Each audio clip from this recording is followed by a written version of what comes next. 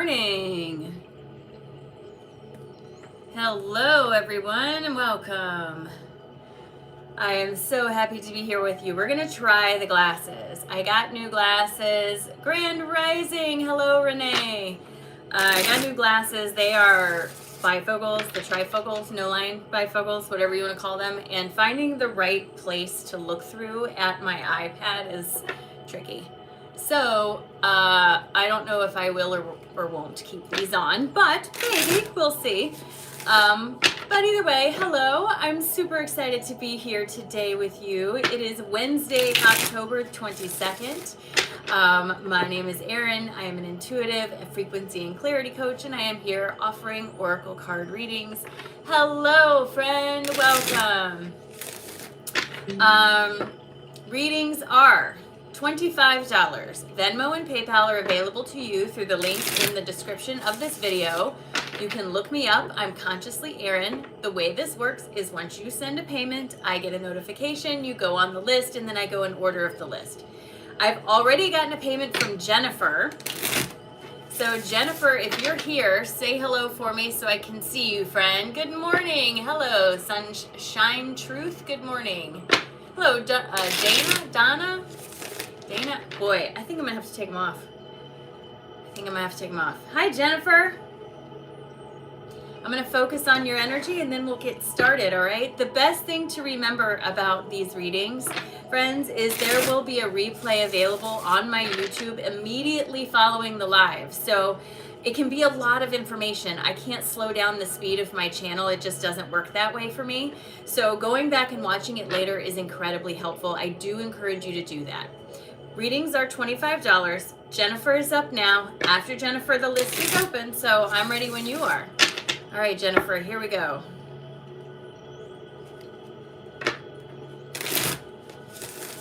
All right, I got you. Do me a favor, take a nice big deep breath in, all the way down to your toes. And release. Drop those shoulders, and please give me permission to have access to your energy. So Jennifer, my guides speak to me in movie scenes and metaphors. That's the first thing to remember. Not everything I'm describing to you should be taken as literal. It's often a way to convey a message to me from my guides for you, okay? I will explain everything that I see after I talk about it, and then we'll talk about your card. So the first thing I see when I look at your energy, Jennifer, is this beautiful, very serene colored, like indigo blue. It's this very dark sort of midnight blue, right? This is pretty strong in your energy and is an indication that your chakra, your third eye chakra, is pretty open and in a receptive mode. I also am going to be getting the image of the person standing outside in a big open field looking up at the night sky. When I look up at the night sky, there are very few clouds. There's a whole lot of stars, and there's a feeling of wonder associated with this. My guides always use this symbol to indicate to me when someone is in a state of, where someone is in their state of awakening. When you're looking up and there's so many stars and not a lot of clouds, this is an indication, friend, that you are seeing beyond the veil. There are still some areas that have clouds to it, but there's this feeling of connecting beyond something, connecting to something beyond myself, I guess is the best way to say it. I do have a sense of wonder and a tiny little bit of sense of overwhelm, right? Like, oh my gosh, there's so much, where do I start? I just want to remind you, you don't have to do it all today. You don't have to push yourself to think you have to accomplish something. Cultivating your spirituality is about choosing what feels good for you and putting it together into something that is unique to you, created by you, that nurtures you. So you're going to learn about 1,000 different tools and a couple different techniques, and you just take what works for you and you leave what doesn't. You don't have to overwhelm yourself about it. You don't have to feel like you have to do something a certain way. That's certainly not how this is going to work for you. My guides, my ears are popping, letting me know that you are moving up in your frequency. So that's a good indication that you may start to notice things sort of out of the corner of your eye, or you may hear things that you're like, did I actually hear something, or what was that? You know, there's a couple of things like that that could be coming in for you.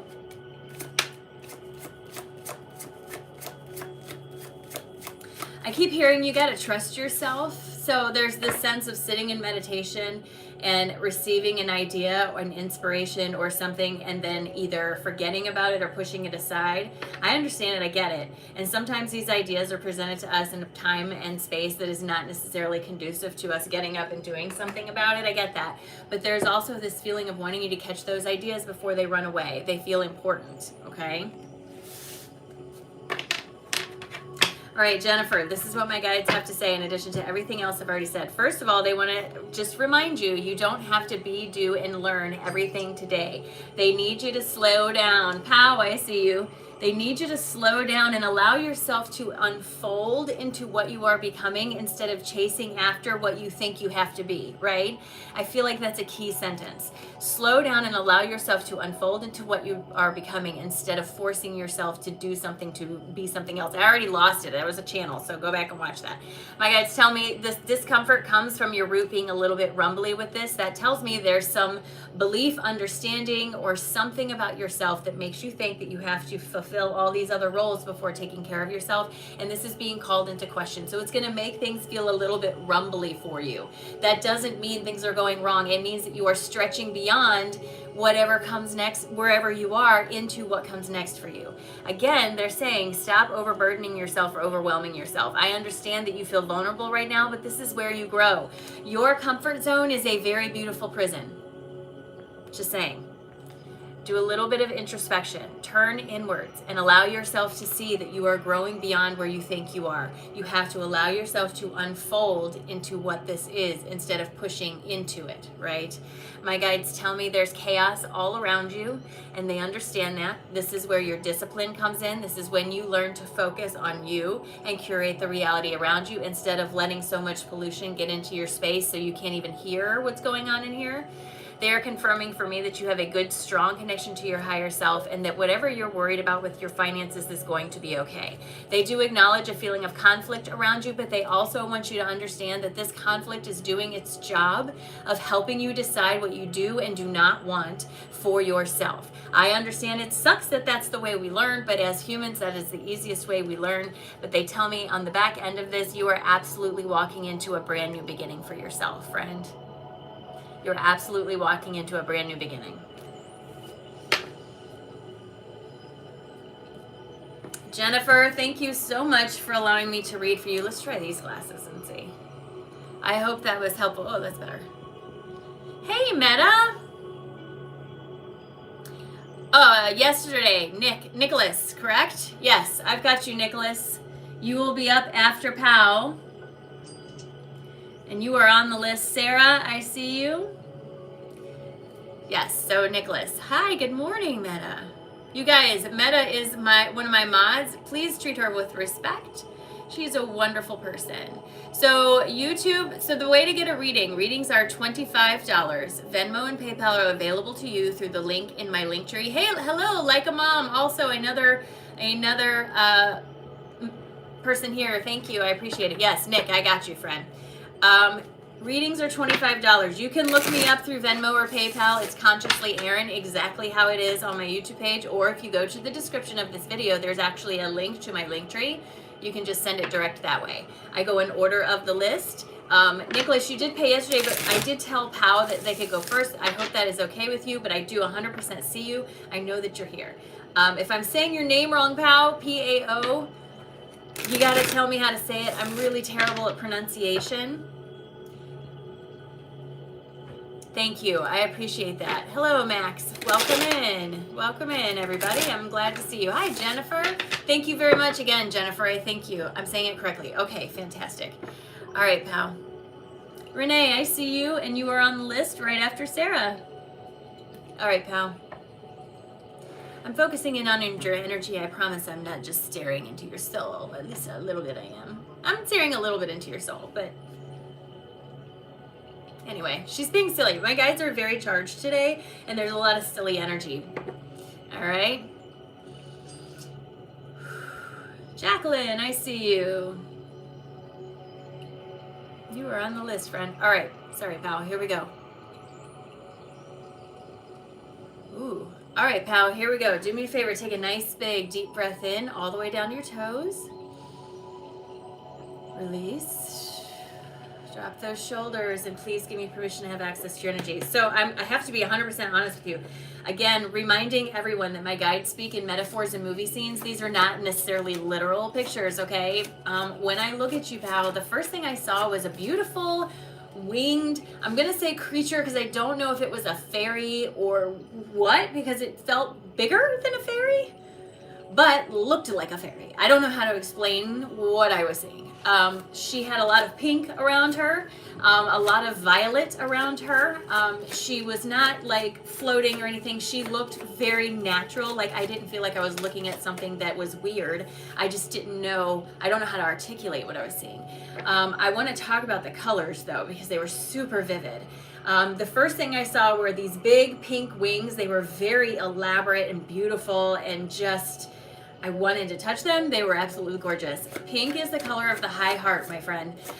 Your empathy is right now one of your strongest clair. Notice I did not say it is your only clair. It is one of your strongest clair, and it feeds all of your other clairs. Your ability to walk into a room and take the temperature without even having a conversation, this lives in that high heart, my friend, and it is super active for you.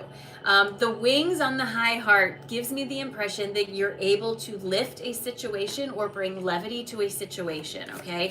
Fairies typically, for me, are a reminder to not be so serious all the time, to have some fun.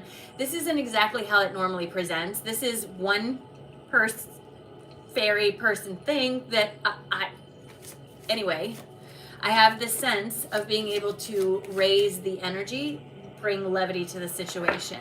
I do see this sort of, I'm going to date myself a little bit. So when I was in middle school in the late 80s, early 90s, there was this huge trend where I was from where all the girls that I knew had these porcelain masks that were on their wall. There's this image of seeing you, Wendy, I see you, friend. You were on the list. There's this image of seeing you with one of those masks with a smiling face, smiling, beautiful face. But when the mask, behind the mask, there's these tears, as if you're carrying a lot of weight, that your empathy is, I don't want to say too big because that's the wrong word, but it needs maybe some mindful boundaries. Remembering that you cannot heal the world, you can only take care of yourself, and through that taking care of yourself, it will echo out. Again, I want to remind you, this is not your only clair. This is just one that they're showing me as being one of your strongest and needing your attention right now. There needs to be a little bit of sort of boundary around this. It's almost like you've been separated from all the other fairies kind of thing. I know it sounds very silly, but that's what it looks like to me, okay? So there's this call to not get so caught up, not get so drowned out in the feeling of helplessness and loss of power. Remembering that being the alternative to something that makes you feel bad is just as helpful, and sometimes, many times, often, most of the time, more helpful than trying to push against it, because law of attraction works on how you feel, not what you say. So if you're pushing against something, you're saying, I don't want this, but you're thinking about it, and that's what law of attraction is going to work on. So you have to become the alternative, right? Boy, that came out hot. So I am so glad you can watch this on the replay later. I also see a lot of this violet color, this sort of beautiful, airy violet. That's a color associated with your crown, and a demonstration to me of a nice open crown, a receptive ability, an ability to receive and understand most of what I'm receiving.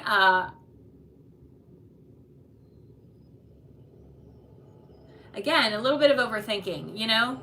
You kind of have to give yourself some slack on some of this stuff, you know? I just feel like the world is full of possibility, and one decision can change the trajectory of something you may have picked up on.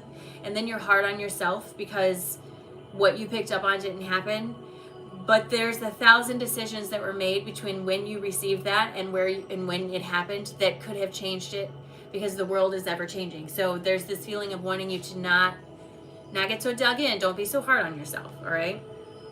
All right, pal, this is what my guides have to say in addition to everything else I have already said.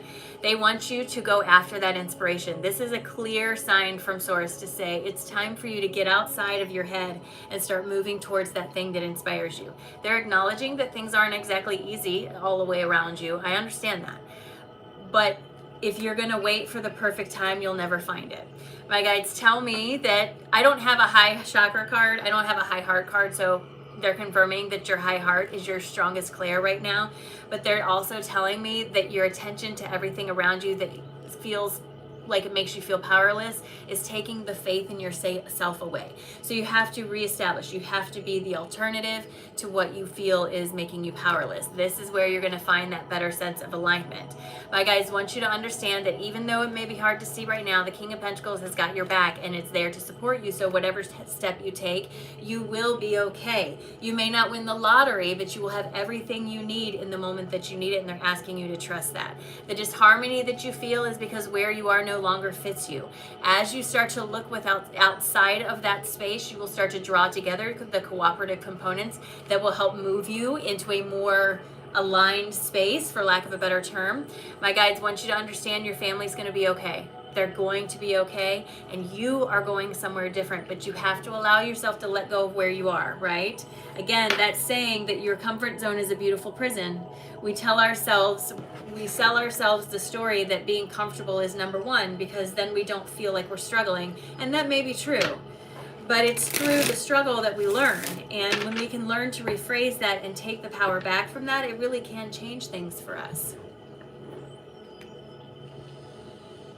Pal, thank you so much for allowing me to read for you. I appreciate it. Thank you, thank you, thank you. Fantastic. I appreciate you, friend. Thank you so much. Thank you, thank you. All right, Nicholas. Nick, do you prefer Nick? Nicholas, how do you prefer, friend? Let me know. You are up next. After Nicholas is Sarah, then Renee, Jacqueline, and Wendy. List is still open. Readings are only $25. Venmo and PayPal are linked in the description here. If you go to the description of the video, you can find direct links. Nick is good. Fantastic. All right, you can find direct links, or you can look me up. Consciously Erin is my name on all the platforms.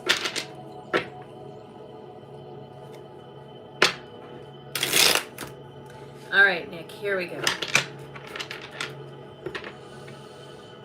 I dropped my cards. That means they're ready.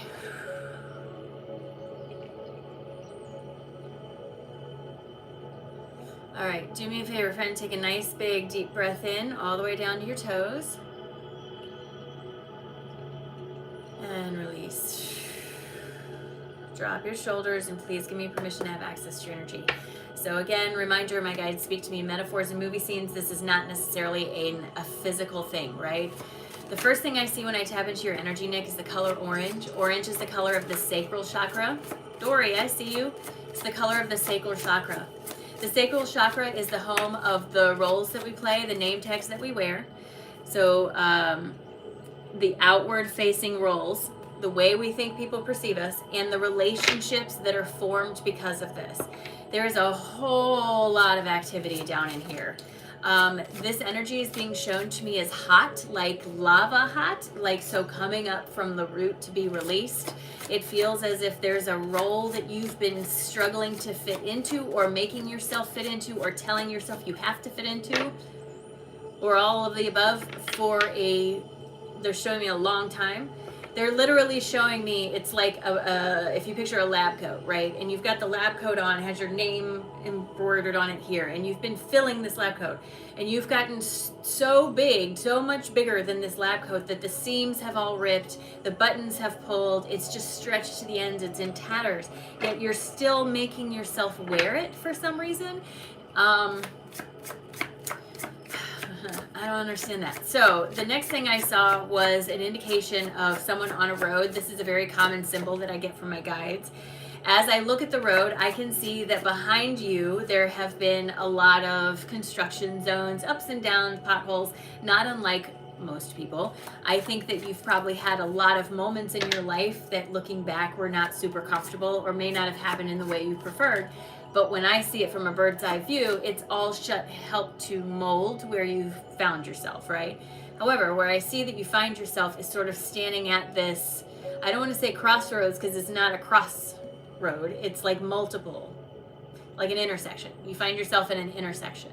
And there's this hesitation on which one do I go down, because each one of them is a little clouded down from you, right? But something I want to remind you is that when you step into your authenticity, you are living so in the moment that seeing that far in the future is not going to be sustainable, it's viable, it doesn't work. So you have to learn to stay as present as possible, and then you build that road one brick at a time, right? As you follow the steps of your inspiration. I don't know what role this is that you're trying to fill. I can't see it. I can just see that it's housed in that sacral chakra. It has 0 yellow in it anymore, which means you must feel very out of resonance with it. I don't think there's a block there. I think there's something keeping you from letting it go. And the fact that it's so hot coming up from the root tells me that there's some teaching, some understanding, some belief, some definition that you've given yourself that's told you that this is how it is, right? But that's not true.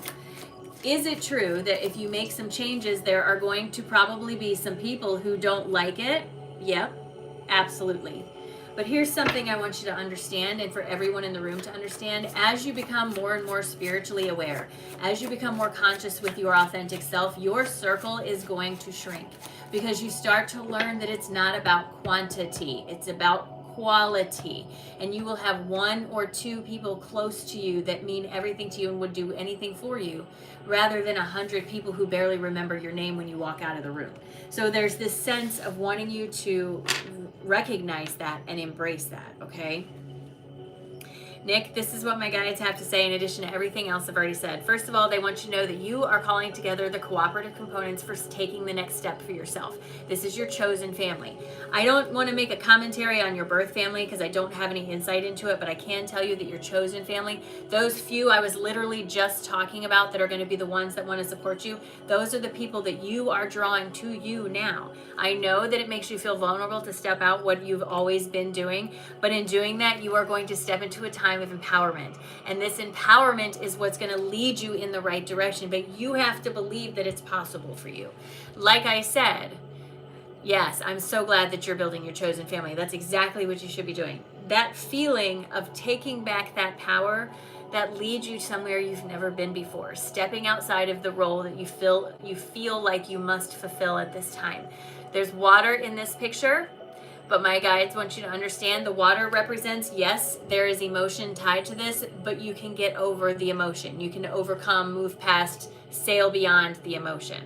Whatever you're worried about with your finances, they want you to know it's going to be okay, and that a lot of this discomfort comes because you're going through a tower moment of sorts, letting go of something in your root that's been holding you there for a while. This is where your enthusiasm comes in, and they want you to absolutely embrace this enthusiasm with both hands. This is what's going to usher in that wheel of fortune and the winds of change. So again, Nick, this is this feeling of wanting you to step outside of the role that you've been wearing for a long time, embrace something that feels more authentic, and don't be afraid if there are people that you perceive as judging you. That's not your job. You're not there to police them, right? Nick, thank you so much for allowing me to read for you. I appreciate it very, very much. List is open. Readings are $25. In the description of my video, of my live, you can find the link. If you'd like to do that. Also remember, when you buy a reading, guys, it's replayed on YouTube later, so go back and watch it so you can get even more from it. Thank you, Nick. Sarah, you are up next. Let me update the list. Sarah is next, then Renee, Jacqueline, Wendy, Dory, and Brandon. But the list is still open. Please be patient with me as I make my way through the list. Time for some water. Jeff, I got you, friend. You are up right after Brandon. I love all the gentlemen in the room.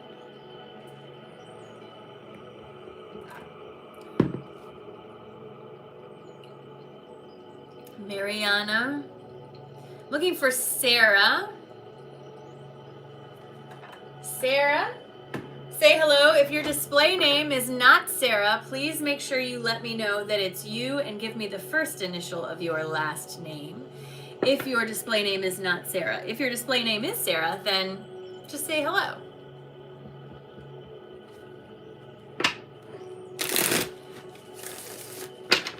Hello, Sterling Walters. Little Lisa. Hi, Little Lisa. More men on YouTube. I am actually really enjoying being on YouTube. Way more. Sterling Walters. Okay. Sterling Walters. Got it. And I see. I can understand that that is you, my friend. I got you.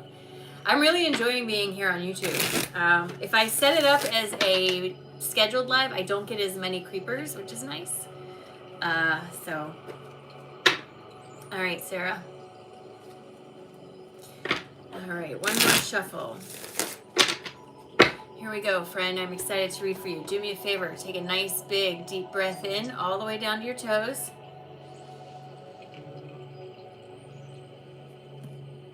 And release. Drop your shoulders, and please give me permission to have access to your energy.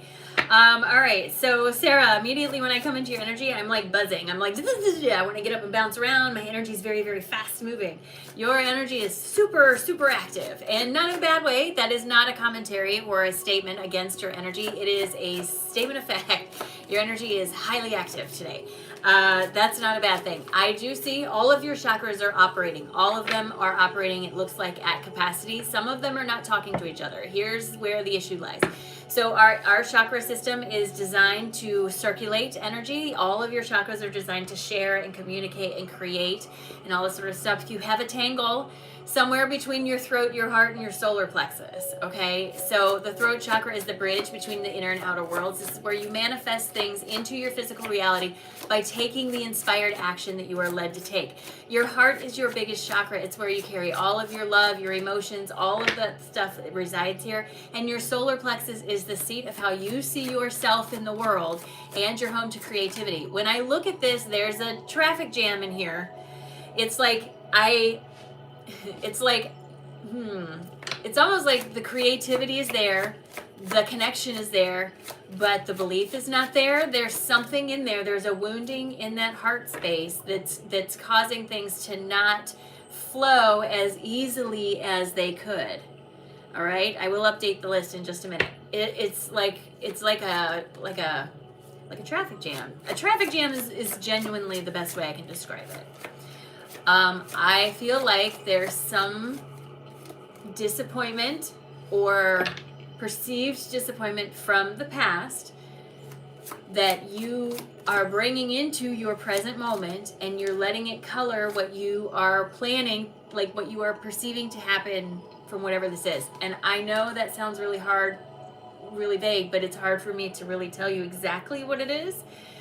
The imagery they're giving me, which I want to remind you is not always literal, is the idea of I once tried to start a business, right? And I felt so good about it, and I was so aligned, and I was so ready, and I did everything right, and it didn't work.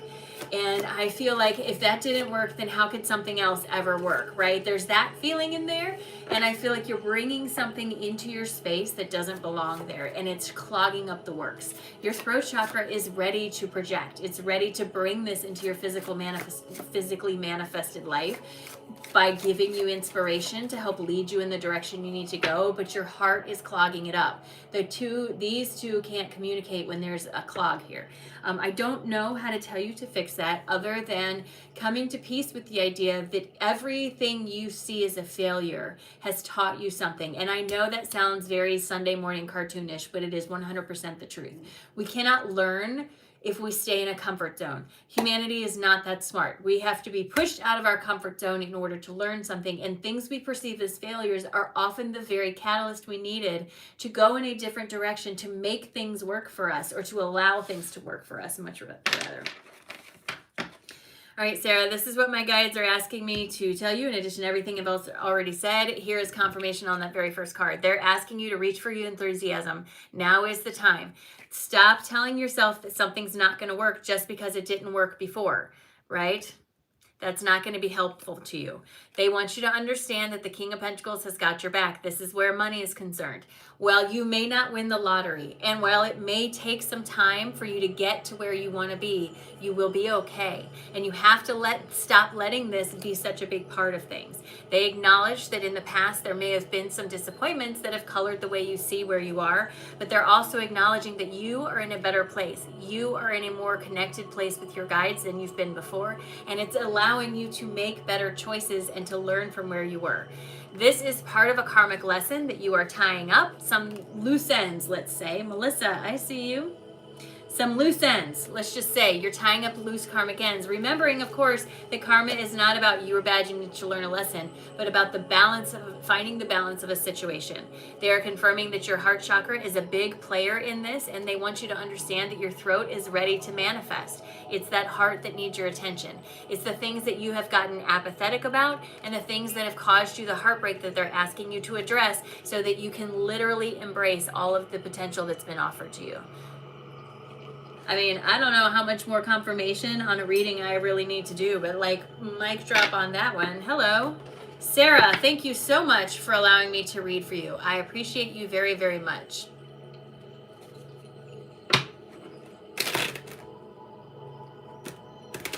Well, thank you. I appreciate that, Nick. Sarah, thank you very much. Hello, Melissa. All right, so let me update the list really quick, okay? Renee is up next, then Jacqueline, Wendy, Dory, Brandon, Jeff, Hannah, Valerie, and Melissa. Please remember your reading will be on replay on YouTube. If you're on the list and like you're a few people down, give me about 3 to 4 minutes per person, and if you come back, it should be about the right time.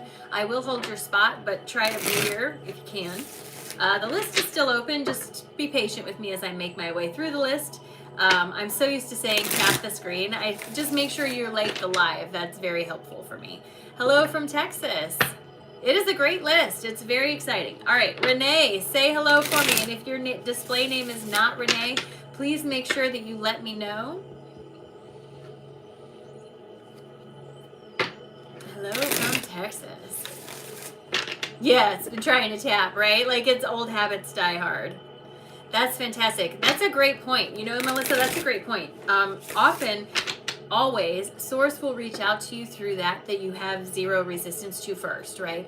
And if it's 9:30 in the morning and you're just on TikTok scrolling or YouTube scrolling and you come across me doing a reading and you start to think, wow, that really sounds like it could be for me, then stop telling yourself it's not. That's where you didn't have any resistance. You have to allow that to be what it is, the gift that it is. Show the creator a little bit of love and then you move on. Hi, Renee. I see you, friend. I see you. I'm so glad. I figured out if I click on their name, it'll pop them up enough. It just has their name and their last comment, so I can at least focus on that. So that's very helpful. I wish I could pin comments. I cannot.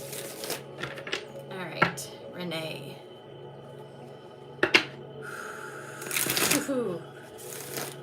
All right, Renee, here we go. Do me a favor. Take a nice big deep breath in all the way down to your toes. Release. Drop those shoulders and please give me permission to have access to your energy. Renee, I didn't mean to laugh when I looked at your energy, but I'm going to say it right here now, and you should save this video. I think a year from now, which I understand sounds like a very long time. I get it. But a year from now, your life will be very different than it is now, in a good way. I think between now and then, there are many things that happen, and some of them may not be the most comfortable thing for you to go through, and it may not be what you would have preferred. But you are clearly shown to me as being on this tail of like momentum. The way it's shown to me, again, metaphors and movie scenes, is like a shooting star, and you're in the tail of the shooting star, okay? You've got momentum. You are going places. But in order to get to the frequency that you are matching with periodically, you have to drop the, for lack of a better term, the dead weight of the stuff that has kept you here. So I feel like they're showing me there's a series of things that kind of come to the surface that can, in the moment, feel as though, why is this happening? I wouldn't prefer this. This is not what I wanted, all that sort of stuff. However, they're also showing me that a lot of these things that are happening are because you need that push. You need it to happen to get you to take the step, to get you to move, because you've outgrown the pot that you're planted in, and it's time for you to go. And there's some stubbornness on your end, and I'm not saying that in a bad way. I'm just saying, they're showing me that between now and a year from now, there is a series of events that slowly shapes your life into something that looks and feels very different. The difference, though, is it feels much more aligned with where you want to be and who you want to see yourself portraying yourself as, who you want to see projecting as. It also feels like there's a greater sense of peace. There's more quiet in my head, as if all the noise around me has turned down. So it's hard for me to see exactly what this leads to, but there's almost a sense of moving somewhere that is peaceful and quiet. Getting out of the pressure of where I find myself and into a more expansive environment. And I'm not at all saying that I think you're going to buy a farm and move out to the countryside unless that's something you want to do. But it has that sense of reconnection with the self, the quietness and the energy, getting through a bunch of stuff, and then being able to look back and go, wow, that was worth it. Every single thing was worth it, because look where I am now. Look how much better things are. Look how I feel. This is exactly what they're showing me. All right. And I'm going to say a year from now, and you should come back and tell me, because I won't remember, but you have the video, so come back and tell me. All right. So Renee, this is what my guides have to say in addition to everything else I've already said. They are confirming, number one, there is a feeling of fulfillment on the horizon for you. I know a year sounds like a long time, but they want you to understand there are elements in your reality that need to physically shift. Right? So they're asking you to focus forward. Don't focus on the past, focus on where you want to go. My guides confirm you have a big open heart, and this is a space from which you are leading. They also want you to understand that the King of Pentacles has got your back, and he's not worried about it, so you shouldn't be worried about it either. That doesn't mean you're going to win the lottery, but it does mean you will have what you need when you need it. So try not to, during all these changes, allow that feeling of, oh my God, oh my God, oh my God, to get the best of you, okay? You are going through a lesson in empowerment. This is why a lot of things have to fall away from where you are, because they are literally clouding your judgment. And overcommitted, girl, so much overcommitting your energy. However, as these things fall apart or fall away, my guides tell me, hey, I'm glad you're here, Chrissy. My guides tell me that's when the path starts to become more clear. The path we are all looking for is always in front of us, but it is of a frequency that is resonant with the most authentic version of us. So until we display that frequency, you can't always see the path. They want you to know, as you start to move forward over the next year and these things start to move around in your physical existence, that's when that path is going to be even more clear. They tell me, yes, there is work yet to be done, but it brings with it a great sense of inner peace, a great sense of moving beyond where I was, a strong connection to my higher self. They tell me there is some self-evaluation that needs to happen, and there's going to be some conflict, but they also want you to understand it will help you to make better decisions for yourself. It'll help you to step into a better environment. It'll help you to embrace something better, because I don't know if you noticed, but back in your reading back here, you had clouded judgment, but here at the end of your reading, friend, you have informed decisions, and that is what transformation looks like. Okay. Renee, thank you so much for allowing me to read for you, friend. I appreciate it. Thank you. Thank you. I hope that was helpful. Thank you so much for sharing your energy with me. I'm actually very excited for you. I wish I could tell you exactly what it is. I don't know. It doesn't feel like a surprise. It just feels like the things in between here and there maybe are a little surprising. I don't feel anything catastrophic or monumental, but some things have to change because they're holding you where you are, and they're kind of saying now's the time, right? Like, time to do this thing. All right, Renee, thank you again. I appreciate you so very much, and I hope it was helpful.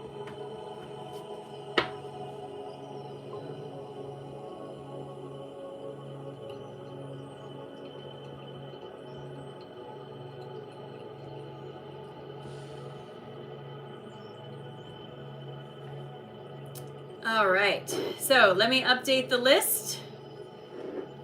Jacqueline, you are up next. Come on down and say hello. Jacqueline is next. I just saw something and I missed it, so give me 1 second because I want to check this.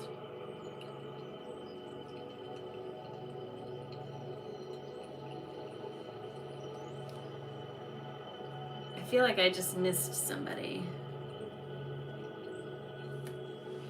Let me look. Sorry, you guys know I'm so...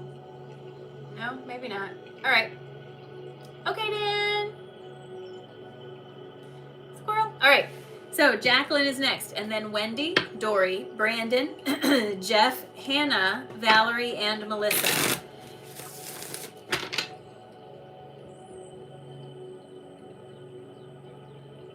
Last name. They were deleted. Who was deleted? Jacqueline. I got you, friend.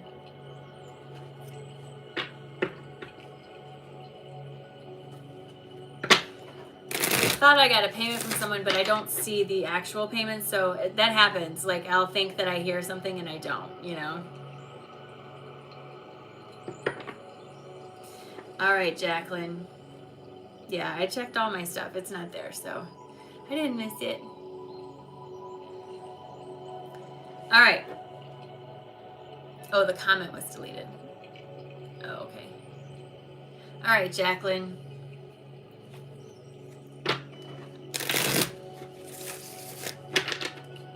I got you, friend. I see you.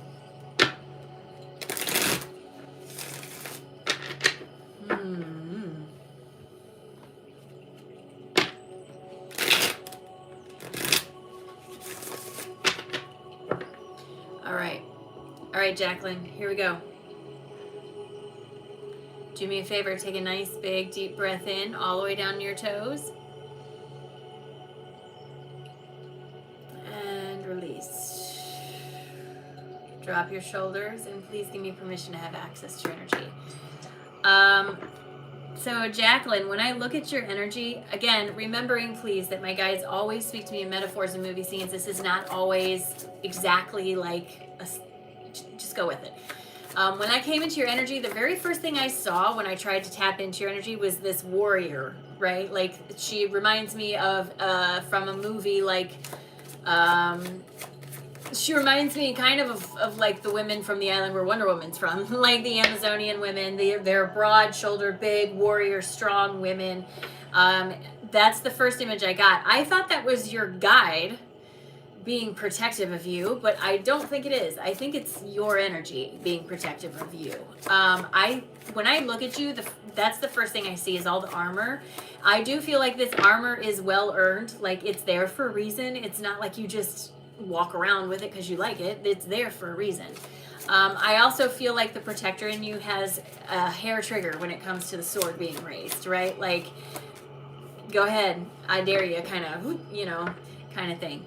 I feel like, though, that your energy is tired and it needs to relax from this, that you've been in this mode for so long that it's almost like when you hold something up that's heavy for a long time, you get fatigue in the muscles.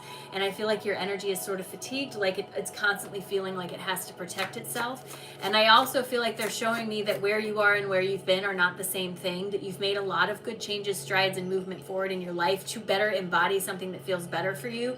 But there's a thread, a string, what is this? It looks like, I hate to use the word guilt, but maybe guilt over something, past behaviors, past decisions. I could have, should have, would have, all of those things that we all say. There's a thread of something that's connecting you to this, and it's like you're dragging it behind you instead of just dropping it where it is. I understand, I get it, and this is not trying to say anything bad. I'm just saying, you are not the same person you were yesterday, much less the same person you were a year, 5 years, 10 years, 20 years ago. And if you don't give yourself permission to change and grow, then you will continually hold yourself chained to the things that you perceive as mistakes. You don't have to always try to turn it around and be rosy about everything. I understand that's not possible, but I am trying to tell you, put a period at the end of the sentence and move beyond it. Choose to not color your present through the lens of your past, right? They do show me that you have an incredibly strong energy, that you are very much a protector, that you are going to take care of you and yours and mama bear it up, right? And that's not a bad thing. But again, they're saying that maybe it's time for you to let the protector rest a little bit, to have a little bit more trust in the things that are happening for you. I understand that in the past you've had a lot of things that you felt happened to you, and I get it. But there's a lot of things that are trying to happen for you in this moment. And because you're so reactive to things, you tend to bristle and it will slow it down. It's almost like, you burned your mouth on the hot chocolate. So every time you get a cup of coffee or a cup of hot chocolate, you're so scared to try it because it hurt, right? I get it. And you might burn your mouth again. You might. But I don't see that as much as I see this feeling of getting out of my comfort zone, of stretching into a bigger version of myself, of putting down that sword and recognizing that when I do, I have room to pick up something even better, something that feels more aligned, something that feels more just better. I don't know a good word for it. It's just better, all right? All right, Jacqueline, this is what my guides have to say in addition to everything else I've already said. First of all, they are acknowledging that there's been a lot of disappointment in your past, in people, experiences, all the things. They're acknowledging this, and they're saying, yes, your armor is very well earned, but they are asking you to reassess this now. They're saying it's time to put that sword down and allow yourself to get back to the pieces that you've neglected because you felt like you had to hide them or protect them from the big bad world, right? These small, tender pieces of yourself, it's okay to embrace these. No one else has to like them, and you don't have to tell anybody else about them, but at least allow them to come forward for you. My guides tell me this is how you start drawing together the cooperative components that you need in order to create something that feels better for you. They tell me this is also where mental clarity can be found, because right now your energy is going in 1,000 different directions. It's a call to recenter. It's a call to re-tap into that heart space, to remember just because you've been somewhere doesn't mean it will always be where you're going, I guess is the best way I can say it. They acknowledge this is going to take discipline on your end. You're actually going to have to put in the work, yes, but they also tell me that this is how you get on that track of spiritual growth. This is how you see the result of the work in front of you, is by putting down that sword. They want to confirm you have a good connection to your higher self, and there's no reason for you not to believe what you receive, even in the face of people you care about not believing it or understanding it. Right? So now they're asking you to make the commitment to put your sword down, to allow your intuition to be the lead instead of your defense mechanisms, and help to build something constructive, right? Building something new, something constructive with the pieces and the parts of the world that you call together, those cooperative components coming together to work for you. Woo, Jacqueline, thank you so much for allowing me to read for you. Thank you, thank you, thank you. Hi, Jamie. I'm so glad you made it live. I have a pretty long list going, so I'm not going to take too much time. But remember, I have a Patreon channel for $5 a month. You get access to so much stuff. You also get first access to new live events that are happening between Reiki Rachel and I, between my channel's chair, like all these things. First dibs are found on Patreon. It is only $5 a month. Seriously, you can't. It's so much information.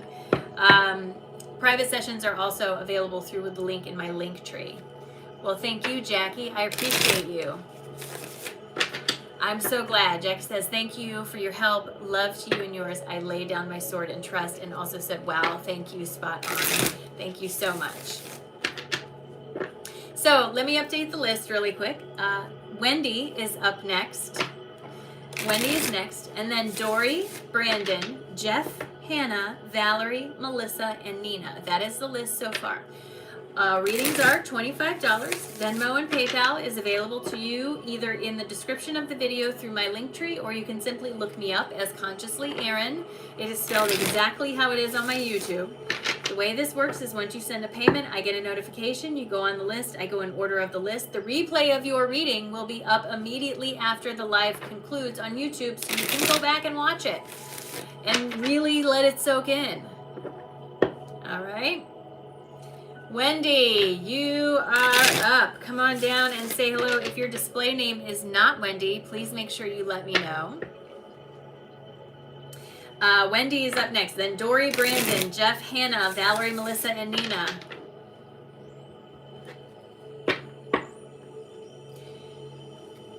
Good morning. Good morning. Honey love. Good morning. Please remember, if your display name is not Wendy, you have to tell me. I cannot see it. So if it's not showing up as Wendy, you gotta let me know. I do have some mods in the room. Meta Sanchez is a mod. Like a Mom is a mod. Chrissy is a mod. All three of those wonderful people can answer questions about me. If you have any, they can answer that for you. Wendy, where are you? Come on down, Wendy. Thought I saw a card flipped over. Oh, I did. Aren't they awesome? They're amazing cards. Brandy, I see you. You are on the list right after Nina.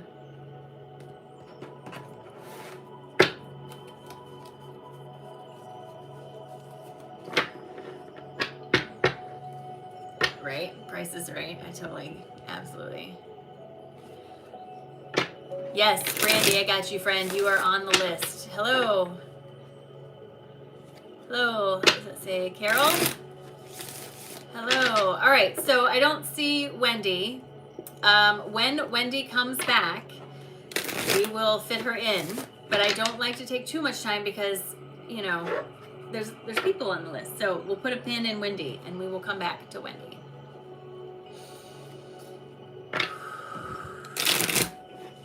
All right, so Dory, you are next. Dory is next. Wendy, when Wendy comes back, if we see her, let me know. Okay, so I got these glasses.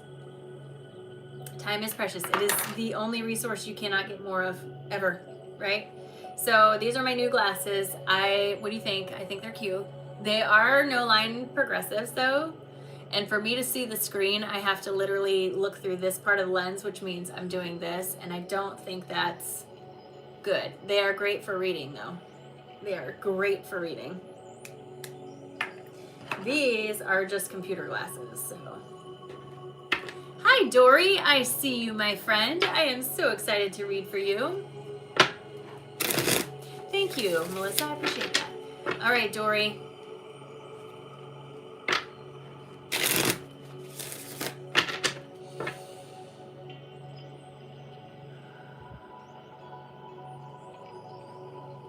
All right, Dory, do me a favor. Take a nice, big, deep breath in all the way down to your toes. And release. Drop your shoulders and please give me permission to have access to your energy. So Dory, again, remembering my guides speak to me in movie scenes and metaphors. The first thing I saw when I came into your energy is an image of like a 1920s factory. And there's this sense of being at work in the factory and just working. I don't know why 1920s is the particular thing that was given to me. Erin, I got you. You're on the list, friend. I don't know why 1920s specifically is what was shown to me, but that's the time frame they're putting it in. It's sepia tone. So sepia tone in my images always indicates the past. So it feels to me like your sense of worth has been tied to something that some kind of production producing something in the past. And it feels like for a long time because they showed me starting in this factory as a child and then going up for a long time, right? They do show me that there's been a switch in this, as if you've walked out of the factory into like a Technicolor, like Dorothy and Oz. She walked out into Oz and it was all these colors. There's this feeling of having crossed a threshold or made a change recently that got you outside of that physically. But I think mentally you're still in that a little bit. It's like you've had this training your whole life that your worth is tied to how much you can produce. So when you step into something new where you don't have to produce as much, it takes time for your nervous system to literally relax. Like you got to chill a second. It is very difficult. I see this with transitions between people changing jobs, changing relationship status, changing careers, changing educational status. If you go back to school, like all of these things can stir this feeling up inside of you, right? But there's this feeling of wanting you to understand that your value is not based upon what you can or could produce. It is based upon this simple idea that you exist. Your value is inherent. That means it's just there. It doesn't go up and down like a bank account. It's just there. That means that you are worthy of the things that you think you want. You don't have to earn them. And that's something that we as a collective get stuck in because our 3D environment is very much constructed in that way. You want that new house? Great. You need to earn it through blah, blah, blah, blah, blah. No pain, no gain, all this stuff. And I understand that in this physical reality, that feels like the path of least resistance. But I promise you, because of my own experience and the thousands of clients that I have talked to, that when you stop doing that, when you get outside of the rat race, things just work out. And while it may not look exactly how you may have think you wanted it to, it will always work out in the best way. Always, always, always, always, okay? Wendy, this is what my guides have to say in addition to everything else I've already said. My guides are telling me that you have been stuck in a cycle of self-defeat for way too long. You stand at the edge of expansion. There are rocks in the way, right? Sometimes expansion is uncomfortable. We have to blow up the rocks that are in the way in order to lay the new track. These are the things that you're being asked to deal with, your triggers, your all the stuffs. This is what's coming up for you to deal with so that you can move forward into something better. Hear my throat going off? My guides tell me the Wheel of Fortune is spun around and is facing you, friend. This tells me the winds of change are very much pushing you forward. They acknowledge this brings up a conflict, inside, outside, all around. But they want you to also understand that in order for you to walk into this brighter future that you want see for yourself, you have to let go of doing the things that are keeping you where you are. You have to let go of the things that are keeping you in an ineffective state. I understand and acknowledge that there is a conflict inside of you that comes up with this, but what if? You could what if till you're blue in the face. It's not going to change anything. My guides instead want you to do some reassessment of how you look at things. They are asking you to confront the way you view some of these things, to see them in a different light and allow yourself to lean in towards the belief. They also want you to understand that your family is going to be okay. Whatever you're worried about, you got to stop focusing on the worry and start focusing on the things you already have that make you feel abundant. This is going to bring opportunities for abundance and also get outside of your head of definition of what is abundance. That little tiny box that you tell yourself it is not all it is, right? My guides tell me for this may require a little bit of self-evaluation. You may need to do some shadow work, some inner child work, something to help get into this and these feelings and these patterns of belief where your worth is tied to your production. You may need to do some inner work, but it's there, right? My guides tell me there's a little bit of apathy in your energy, the feeling of why should I? Because the next step you take unveils a truth, and the step after that, and the step after that. But as long as you stand still, you're going to continue to see the same scenery. You have to take some steps to move beyond where you found yourself before. And for me, Dory, I'm sorry, this really feels like you need to look at why you feel like your value is tied to your production. If my house isn't clean, if the dinner isn't made, if the laundry isn't folded, if, then I have no value. That's simply not true. Your value is given, intrinsic, and blessed upon you, but when you're born. Ooh, that was a hot channel. That'll be fun to go back and watch later. Yeah, right, Brandy? It's a little more calm here. I feel less rushed here. My messages are coming in late. You don't think I'm watching live. Make sure you are at the end of the reading.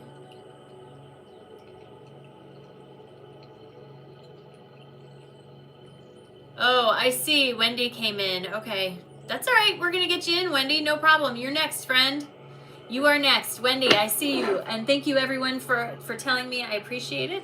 Wendy, I see you, friend, and you are next. I don't know. There could be a lag. I don't know.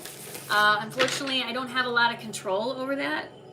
But let me update my list. Wendy is next, then Brandon, Jeff, Hannah, Valerie, Melissa, Nina, Brandy, Erin, and then Lori. I only have 3 spots left, and please be patient with me. I only have 3 spots left, and please be patient. Go back and watch the replay of your reading. I promise you it's worth it. Aunt Wandy. Erin. Yes, I got you, Erin. You're on the list.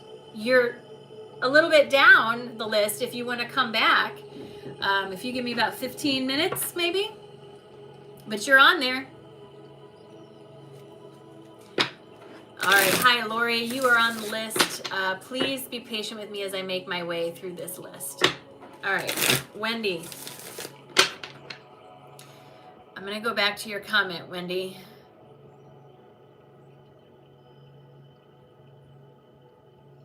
And focus on you. Here you are, Wendy Lancaster, 4865. I got you, friend. I see you. Here we go. I'm excited. I am here. That is such a profound statement. I am here. That's right. You are here. All right, Wendy, here we go. Do me a favor. Take a nice, big, deep breath in all the way down to your toes. And release. Drop your shoulders and please give me permission to have access to your energy. Whew. So Wendy, when I look at your energy, okay, so again, I say this constantly, but just as a reminder, metaphors and movie scenes. My guides speak to me in the way that I understand. It doesn't mean it's always literal. When I come into your space, the first word I heard was wisdom. The second word I heard was sage. I got a smell, I could smell sage, and then I had a very earthy tone kind of come up in the space. All right, so there's a lot that happens in here. The term wisdom is a term that I borrow from the author Robert Jordan in the Wheel of Time series. A wisdom is someone who knows how to use the elements to incorporate healing. That doesn't just mean plants, it means energy, sound, all the stuff, right? The elements. This is what this wisdom is attuned to. You also have a lot of earthy tones around you, and that's not to say your energy is earthy, it's just that you have, it's almost like being able to smell fresh cut grass and to hear the leaves changing in fall, and the taste of pumpkin pie. Like, these are the things that come forward with your energy, things that remind me of earth, right? When I look at your energy, I can see, like, they're showing me this long timeline as if you've had or have many, many incarnations. Remembering, of course, that time is more like a spiral or a library. It is not a straight line. Your higher self has many incarnations happening all at the same time. For your higher self, it's chosen to have many of those incarnations here on the earth plane. That doesn't necessarily mean they're happening at the same time or even in the same dimension. Remembering, of course, that there are infinite dimensions based on all the decisions that you've made. And these other versions of you are not versions of you. They are versions of your higher self, like a twin, similar but different, right? However, the reason they're showing me this is because this is a wisdom that you can tap into because of this type of incarnations that your higher self is having. Going into the meditative state opens you up to receiving information and guidance from all of these other versions, not just the higher self. I feel like you have versions learning all kinds of stuff. This sometimes can manifest when you take up a new skill and you're suddenly fantastic at it.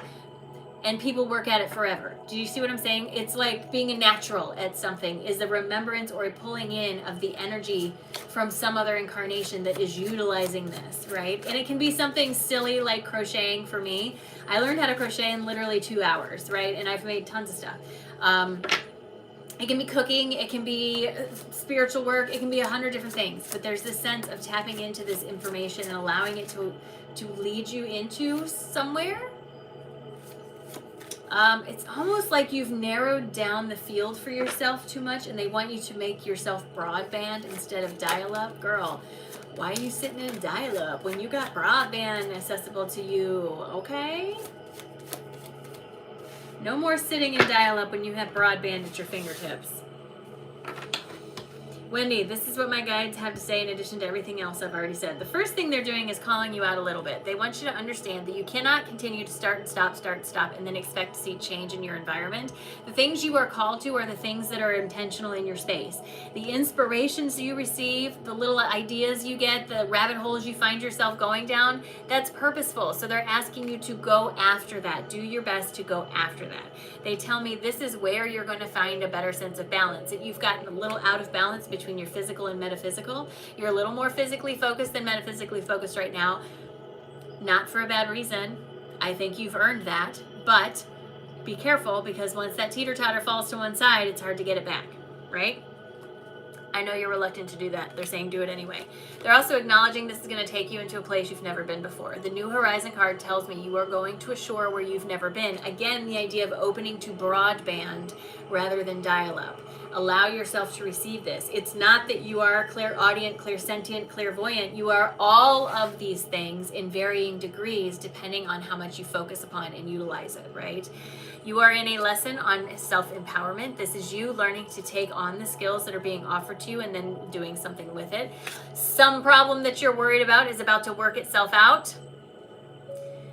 I don't know what the problem is, but they're like, it's okay. Stop making it the centerpiece of your day. It's going to be fine. They're also saying your throat chakra is literally in a state of manifestation, is projecting. This is the bridge between the inner and outer world. This is where you bring into physical reality something you've been thinking, working on, focusing on. And the last card for you, friend, is they're saying step outside of your comfort zone and embrace this. This is the time to do it. I understand that you may be nervous about something, especially around embracing these new gifts. I don't know if you've really recently been called to try something new, like sound healing, Reiki, crystal, something, and there's a reluctance there, and I feel like they're saying the reason you feel that is because it's available to you. You would not feel the pull for it unless you had access to it. So regardless of what it is, stop telling yourself that you have to have a certification or special training or whatever. That's not the case.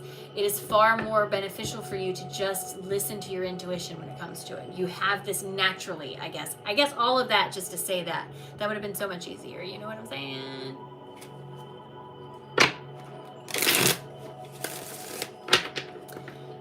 Sterling, I got offered a job today and your reading confirmed it's okay to be excited about the new possibilities that will come with it. Oh, that's so wonderful. Congratulations. That's so wonderful. What a heartwarmer. Warms the cockles of my heart. All right. Let's update the list. Brandon, you are up next. Wendy, thank you again. I appreciate you very, very much, friend. Thank you. Brandon is next. And then Jeff, Hannah, Valerie, Melissa, Nina, Brandy, Aaron, and Lori. Go Sterling, go Sterling. It's a brand new day. Go Sterling, go Sterling, go Sterling. It's a brand new day. Super excited about it. All right, Brandon, say hello. If your display name is not Brandon, make sure you let me know. The happy dance.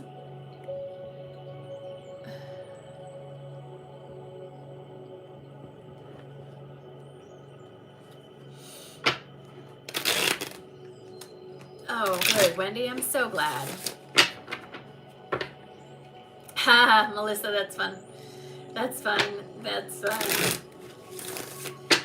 All right, Brandon, come on down. Say hello. Thank you, Wendy. I appreciate that.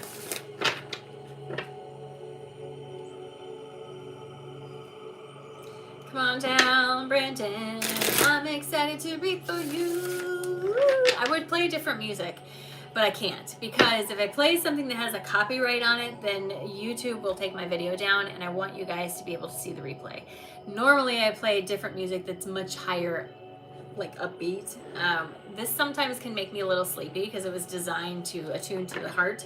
So it can keep things very calm, which is good on one side, and also makes me a little sleepy sometimes. So I wish I could play different music, but I cannot. I do love this song. It was created just for me. It is a personal song that was written for me. Brandon, come on down, come on down, come on down. Thank you, Ashley. I appreciate that. Hello, Clay.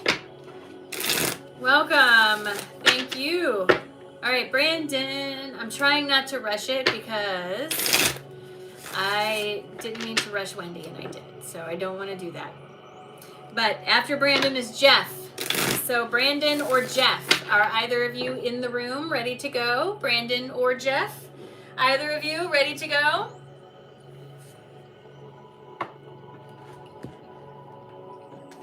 Subliminal advertising. You guys, I'm really excited. I was offered a, hello from Pensacola, a personal frequency healing device. Bird, what does that say? Hi, Jeff. All right, Jeff. So let's do your reading, and if Brandon shows up or comes through, then he will go next. All right. So we're gonna go with Jeff because Jeff's here. Jeff, thank you so much for your patience. I appreciate you very, very much. Thank you for your time and your patience. I said that. I'm repeating myself already. See, my music isn't matching. My guides are like, turn it off. I'm like, no, I can't. They're like, turn it off. We want to party. I'm like, no, I can't. All right, Jeff. I'm sorry. I'm here. All right. Here we go, Jeff. Do me a favor. Take a nice big deep breath in all the way down to your toes. Release. Drop your shoulders, and please give me permission to have access to your energy. Jeff, friend, when I come into your energy, the very first thing I notice is your shoulders are like this. You've got so much tension in your shoulders, friend. You gotta drop those. What are you carrying the weight of the world on your shoulders for? You are not Atlas. What are you doing? All right, so I come into your energy. I want you to understand, again, my guides speak to me movie scenes and metaphors. The very first image I got for you was Atlas with the world on his back. I can also feel the tension in your shoulders, and there's a feeling of a weight on me, as if I have a lot of expectation, obligation around me. And I don't necessarily think this is out of the ordinary per se. I don't think you're experiencing anything more than what a lot of people experience, but it's very predominant in your energy. I think because your energy understands that there's something better, different, and more expansive for you. I feel like when I look at some of this stuff that you're carrying on your back, it's old. It's old luggage, old baggage, old stuff. You got to drop it and leave it where it is. That way you can stand up straight and take bigger steps. Okay. I also feel like there's this little, I understand this looks weird. It sounds weird when I say it. It looks weird when I see it, but it sounds weird when I say it.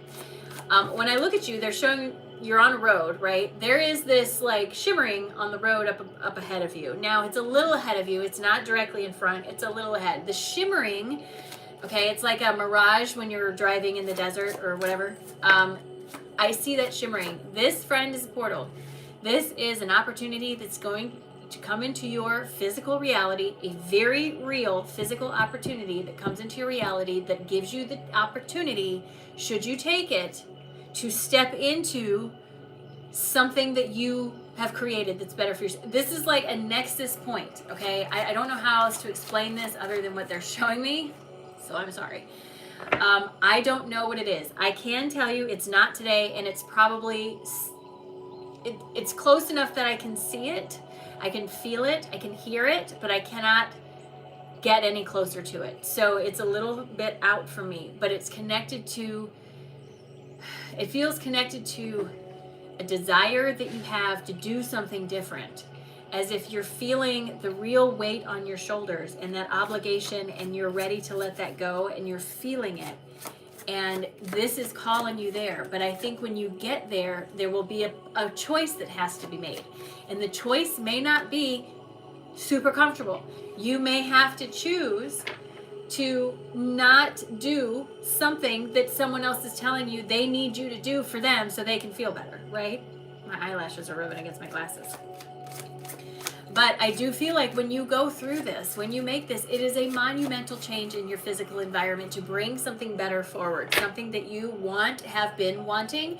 It's been building up over there, but you're not a frequency match to that. So this, I hate to call it a portal, but that's what it looks like to me. A portal comes forward with a choice point in your road that says you can walk through here and you can make some changes, and things will be different, better and different. But it may require you to drop the luggage that you're carrying because it's not going to fit through the doorway. But when you drop the luggage, should you make that choice, it carries you somewhere better. And again, that saying, your comfort zone is a beautiful prison, comes to mind, right? Goodness. All right, Jeff, this is what my guides have to say in addition to everything else I've already said. First of all, first card they bring up is the Tower card. This is that portal I'm telling you about. This is that choice point where you have the opportunity to let go of a lot of things that have been holding you here where you are. That feeling of obligation, needing to fit in the box, all that stuff. You have an opportunity coming up to let that go. I feel like this is a distinct choice in your energy. They tell me you have to listen to your heart here. You have choice, right? This is not destined to happen, but you have a choice. And my guides are basically pleading with you to listen to your heart space, to listen to what you know is right for you, and stop coloring it through everybody else's eyes. Because there's always going to be somebody that has something to say about everything you do. Always, forever, no matter where you go, who you are, what you do. I promise you, always. You are the one driving this car, and you've recently realized this. So now is the time for you to really embrace the authenticity that you're stepping into. This choice point is purposeful. Embrace it. My guides tell me for too long, you've been stuck under the feeling of needing to fill somebody's shoes or fit into a box or obligation. This is a theme in your energy. But they're asking you now to let yourself be who you are. Because this is where you're going to find that state of balance. That's where you're going to feel more like yourself. Again, a reminder that to get through, you're going to have to let go of some of the stuff in your root chakra, and it may require you to confront some things that are uncomfortable for you to confront. But on the other side of this is the spiritual growth that you're looking for. It's the connection to the place where you want to find yourself. But you have to let go of your reluctance to let go of the things that are weighing you down. You have to do yourself the favor of turning inward and doing some self-focus. This is what balances your karma. This is what allows you to take the step through whatever that portal is. And again, I wish I could tell you exactly when it is, but I can't. It's definitely not tomorrow, but it doesn't feel that far away. So it doesn't feel all that unexpected, if I'm being honest with you. 11-11, I love the confirmation on the 11-11, the 10-10, the 11-11. Jeff is your husband, you get it? Awesome. Jeff, thank you so much for allowing me to read for you. I appreciate it very, very much. Do we have Brandon in the room? Hi, Mike. How's it going? Do we have Brandon in the room? Looking for Brandon. I'm going to update the list. Brandon, you are up. Then Hannah, Valerie, Melissa, Nina, Brandy, Aaron, love your name, and Lori. I have 3 spots available only. Private sessions are only available through the link, through my website. You can go to consciouslyaaron.com. I love that. That's so wonderful. I absolutely love that. You're right. You are right. It's nice to have someone on board with that. But you got to stop telling yourself that you have to, you know, fit into what everybody else describes as what you should be. You know, that's the next big step, I think. And this opportunity feels pretty big. All right, so I'm looking for Brandon or Hannah. We're going to go Brandon or Hannah.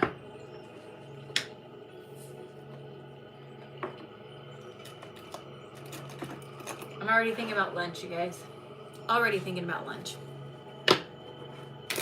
Brandon or Hannah. Say hello. If your display name is not Brandon or Hannah, and you are Brandon or Hannah, Splendicious. Who are you, friend? Oh, you're Hannah. Wonderful. Hi, Hannah. Hi from the Netherlands, Mark. All right, Hannah. Are you the one that paid for the reading? Just making sure. Because it came under a different name, right?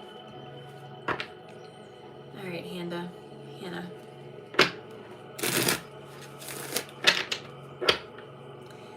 Splendicious. I love it.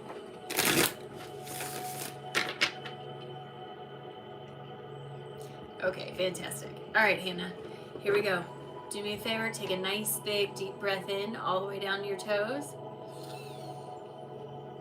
And release. Drop your shoulders and please give me permission to have access to your energy. Again, remember metaphors and movie scenes. Yes, I got you, Hannah.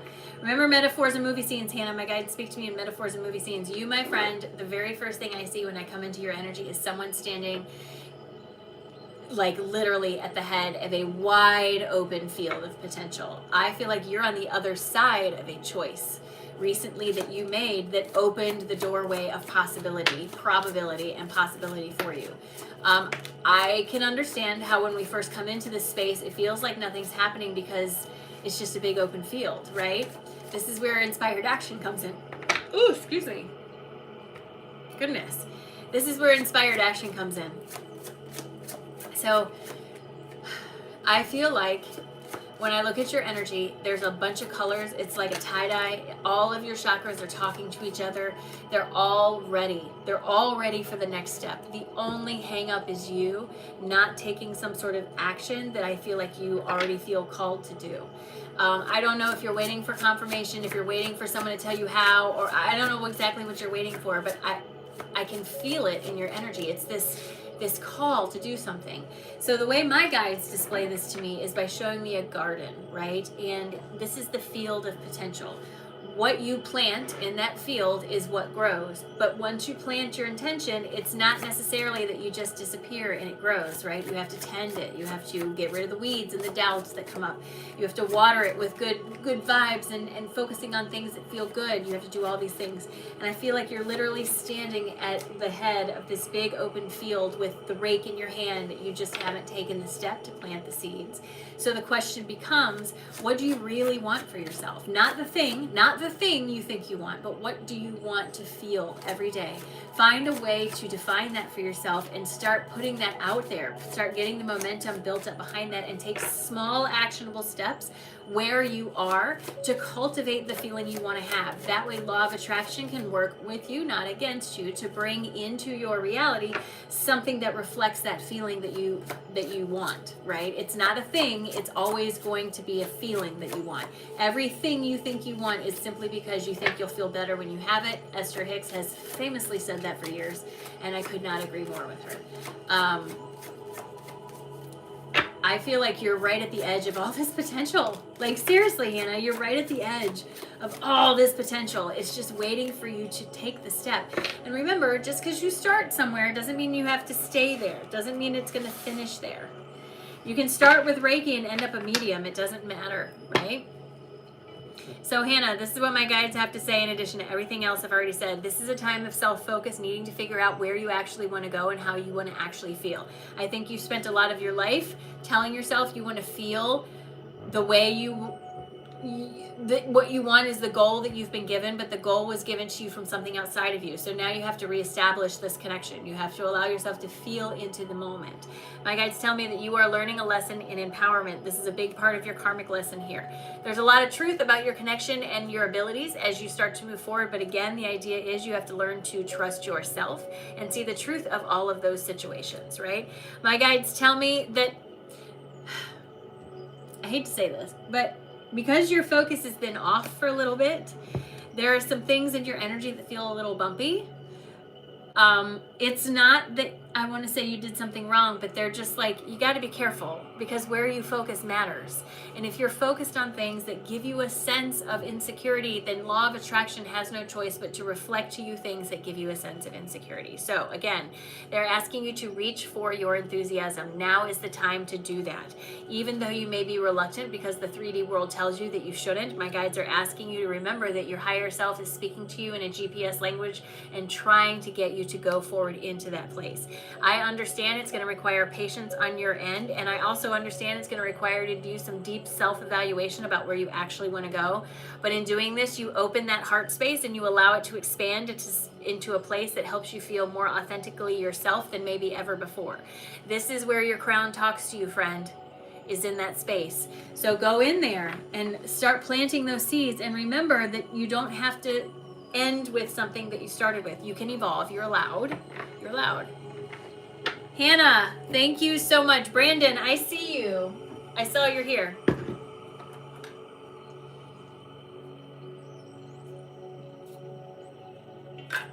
All right. Woo. Good water. Hannah, thank you so much for allowing me to read for you. I appreciate you very, very much.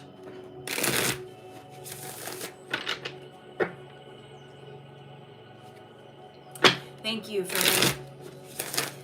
All right.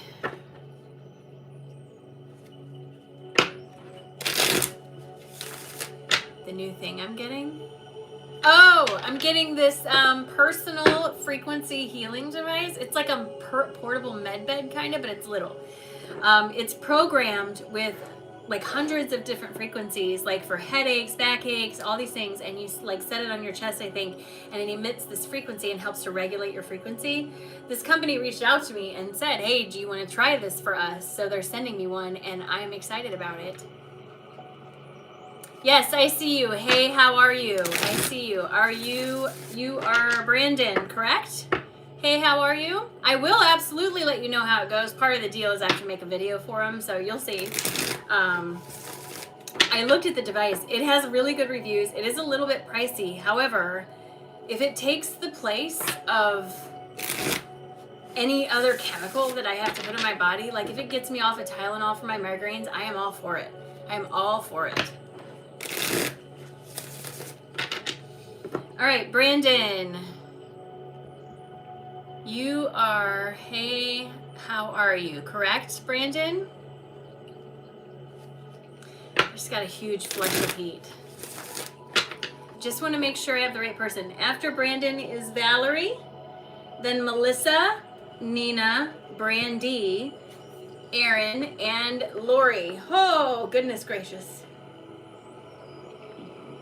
Power surge.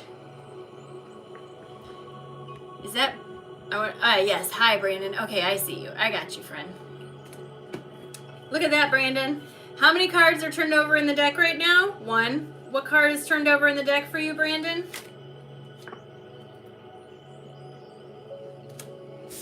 We're going to read, but I'm telling you.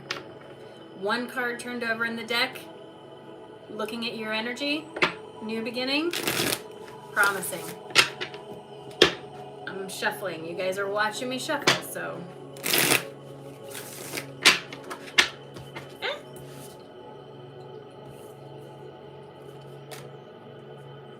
Shedding. All right. All right, Brandon. Here we go.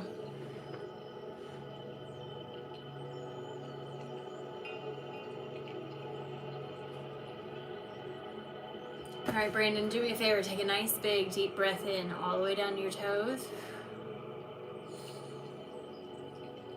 And release. Drop your shoulders. And please give me permission to have access to your energy. Boy, so Brandon, when I come into your energy, the very first thing that gets my attention is that all 3 of your lower chakras are very, very active. That's not a bad thing. It's just an indication of a lot happening in your physical environment. There's some instability in the root. I feel a little bit of nervousness, anxiousness, something almost like something's out of my control, but happening anyway. I don't feel like it's a surprise, but I feel like I don't necessarily want it to happen, but it's happening anyway. Your root, your sacral, and your solar plexus are all very, very active.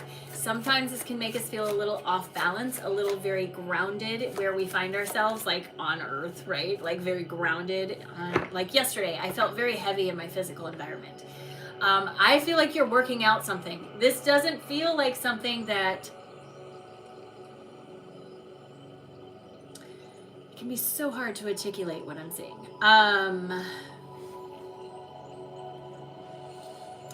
So I'm a comic book nerd. So if you could picture Johnny from Fantastic Four, what he looks like when he turns into the Flame, and then picture Iceman from the Mutants and what he looks like when he turns into Iceman, and take the top half of Iceman and the bottom half of Johnny and stick them together, and that's what your chakras look like to me. I don't know how else to explain that. I really don't.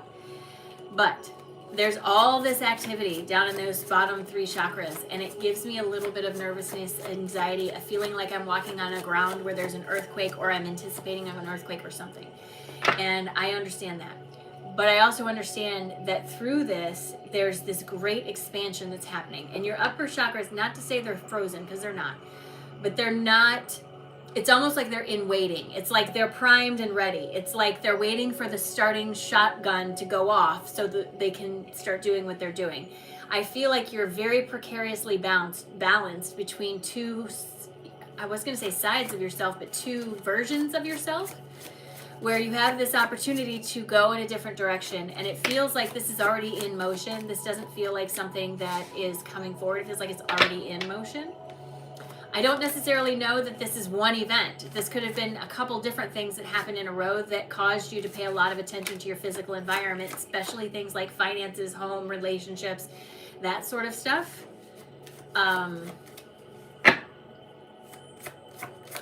But I also see that once you get through this, and I wish I could tell you how long it's going to last, I don't know. But once you get through this, those upper 3 chakras, it's like they click on like a porch light. And suddenly there's all this expansion up here, and this suddenly decreases and this expands. I know that sounds really strange, and it's kind of hard for me to even convey to you in words what I'm actually seeing, but that's the best I can kind of come up with, is this feeling of you're in 2 pieces, and there's change happening actively in those bottom chakras. So the upper chakras are silent. They're not off, blocked, none of that. They're just quiet because there's so much happening down here. That doesn't mean you're disconnected. That doesn't mean you don't have a connection. It just means that your energy has shifted to offer support to the chakras that need it the most right now. But on the other side of this, it's like a rubber band getting pulled back. You let go and like, shoo, you know? Like my sound effects? All right, Brandon, this is what my guides have to say in addition to everything else I've already said. My guides are letting me know that what you're going through with those bottom 3 chakras is welcoming you into a state of authenticity that you've never had before. Not that you've not been authentic, But there is this feeling of having had a feeling of self-defeat for a while, either needing to fit into a mold or a job description or a relationship that tried to change who you were in some way. Whatever it was that had you in those chains of self-defeat is coming undone. You're literally burning them off of you right now.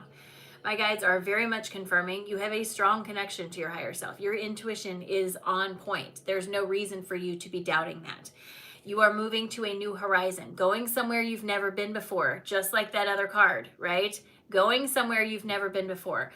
There is water in the picture. That means there's emotion associated with this, but there's also this feeling that as the truth of where you can possibly go comes to light, less and less is the emotion behind you. My guides are confirming that your dreams and desires are much closer at hand than you think they are, and they're also asking you to allow yourself to see the world through the rose-colored glasses that you've created for yourself. My guides also tell me that your throat chakra is primed and ready to start manifesting into the physical environment. Your throat is the bridge between the inner and outer worlds. This is where we take inspired action and project into our physical reality the things that we want to have for ourselves. They're also letting you know that the King of Pentacles has got your back. I know money is an issue for everybody. Try not to be worried about it right now. They do tell me there along the way there's going to be some things that come up that need to be dealt with, some things that don't jive with where you're going. But they're asking you with each of those things to continue to turn to your third eye for guidance. This is where you're going to find that greater sense of inner peace. So whatever this is, Brandon, I don't know. But whatever this is, you're moving past it. You are. You just have to give it a minute. You know, you got to give it a few minutes. But it feels like it's absolutely evolving into something better. A Designs, hello.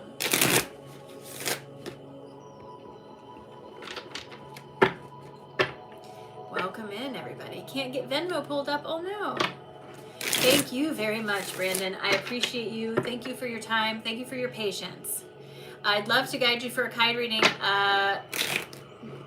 Readings are $25. I have 3 spots left for the day. All right, Valerie is up next. Come on down, Valerie. You are next. Then Melissa, Nina, Brandy, Aaron, and Lori. I have 3 spots left. Venmo, PayPal are available to you through the link through the description. I have 2 spots left. Emily, you're on the list right after Lori, friend. 2 spots.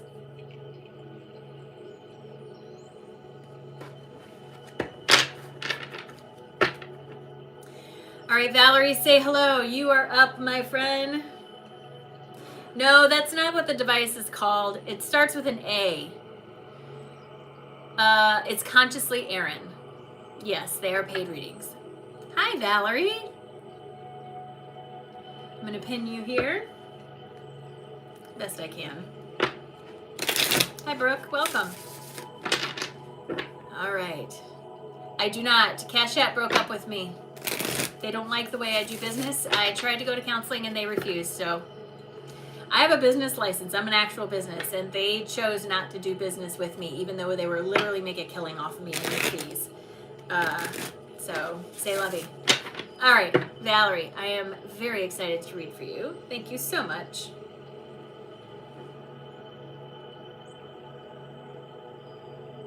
Your throat's really active, too. Brooke, I see you, friend. 1 spot left, you guys. 1 spot left. Please be patient as I make my way down the list. Valerie, here we go. Do me a favor. Take a nice, big, deep breath in all the way down to your toes. And release.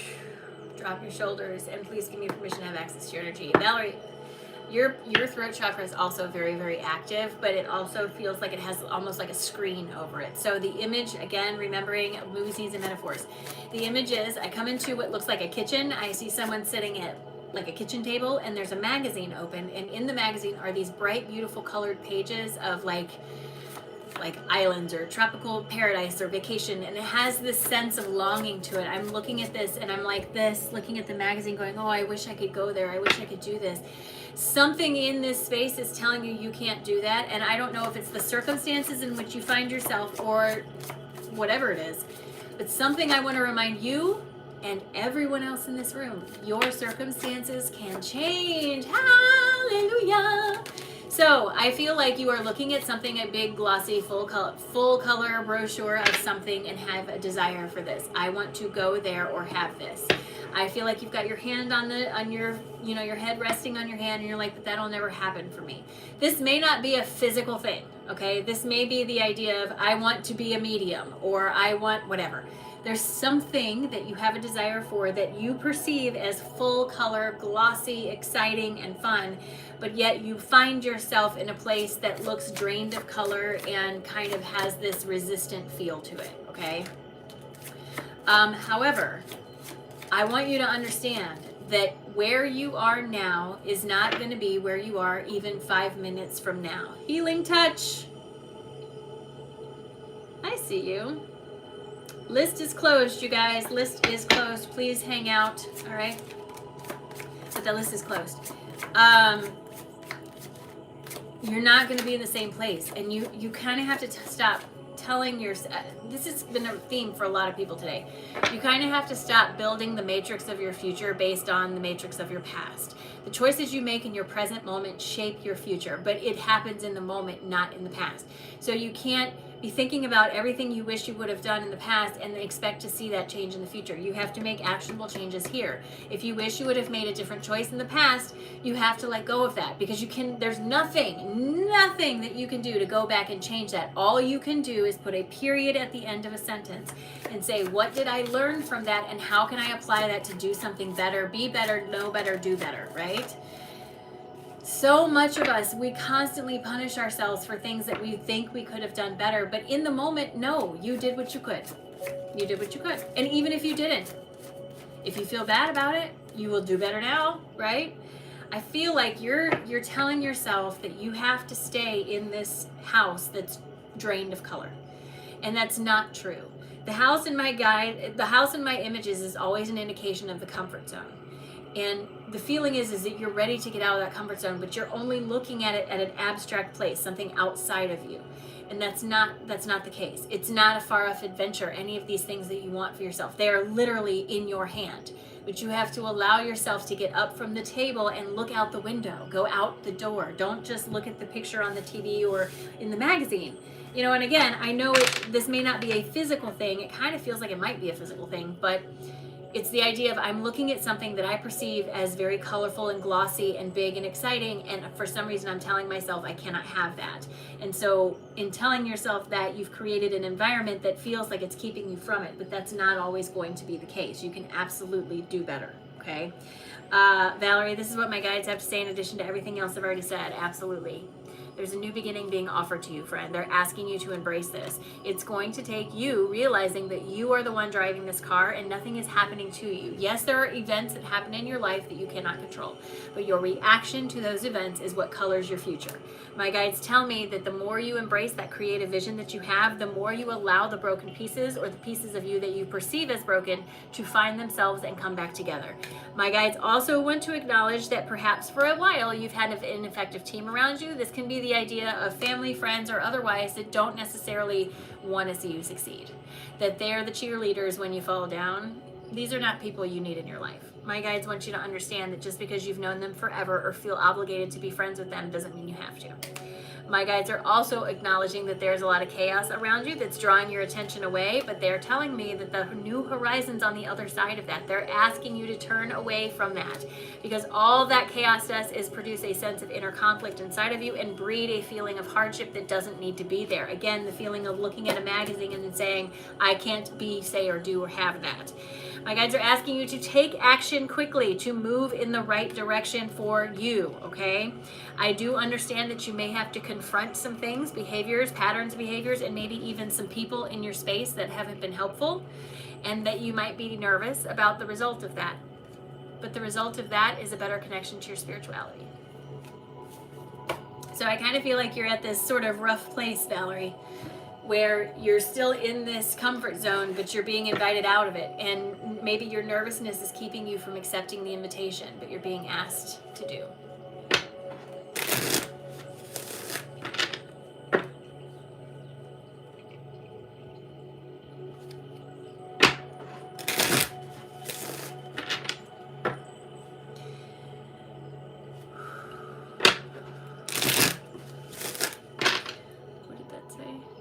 friend who does a mediumship business had the same thing happen. No, I don't do free readings after the live. I have bills to pay, you guys. Would you go to a hairdresser and expect them to cut your hair for free just because they're good at it? No. I am no different. You're literally getting counseling right here. Valerie, thank you again so much for allowing me to read for you. I appreciate it. Thank you, thank you, thank you. Melissa, your turn, friend. I'm so excited for you. Melissa, come on down. I am very excited to read for you. Then Nina, Brandy, Erin, Lori, Emily, Brooke, and Healing Touch.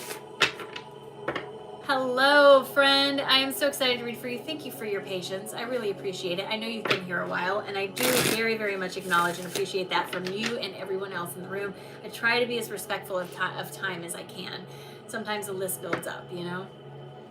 All right, Melissa, thank you so much. Here we go, friend. Do me a favor. Whoa. Hold on. I got to recenter myself. Give me 2 seconds. All right, Melissa, do me a favor. Take a nice big deep breath in all the way down to your toes. And release.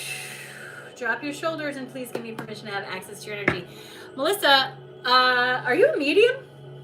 Because the minute I tried to tap into your energy, I had this ball of energy come flying so close to me and so loud next to me that it literally startled me out of my like getting connected thing. For me, I am not strong in my mediumship currently. I don't practice mediumship, right? So spirits don't come to me and show me who they are and tell me messages. That's not how mediumship works for me. However, I can sometimes see past people, is what I call them, past people, but they appear to me like balls of energy. If you think like little tiny fireflies, right? And depending on the size of the ball of energy depends on how ready they are to communicate versus how small and far away they are. When I look at you, friend, you have all kinds of sizes of energy balls around you. And I know how strange that sounds, and it sounds really weird to say it, but that's what it looks like.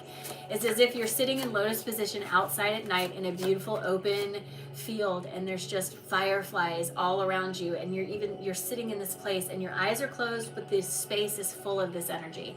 I don't know if you access your mediumship currently or not, but I can clearly see it. Mediumship is one of those things that can be tricky because popular culture and society tell us it looks one way, and in reality it usually looks very different from that. And also the idea that it has to look the same for you as it does for other people will catch us up, and that's also not going to be the case most of the time, right? Working with a mentor is fine if that's something you want to do, but really it's more about listening and going with what you receive. Not everybody is going to get face details. Not everybody's going to be like a confirmational medium. Not everyone is going to be a physical medium. Not everybody's going to be a trance medium. It's finding the right, they're showing me a combination. It's finding the right combination of tools for you.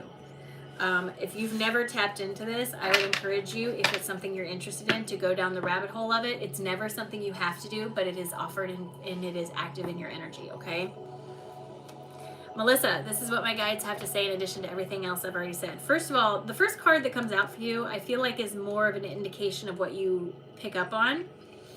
So they're telling me that there's the energy of heartbreak around you, and I don't necessarily feel like this belongs to you, but that you're picking up on the heartbreak of someone else or something else. And it feels very big in your energy, and it's causing like this downturn or disappointment in your energy. That comes with having a big open heart sometimes, with being a strong empath, being a medium. Sometimes you pick up on this energy from other people, and I feel like this is just saying, be careful that you're not getting your attention to something that doesn't belong to you. They're asking you to turn your attention towards those things that inspire you and confront those things that are no longer aligned for you.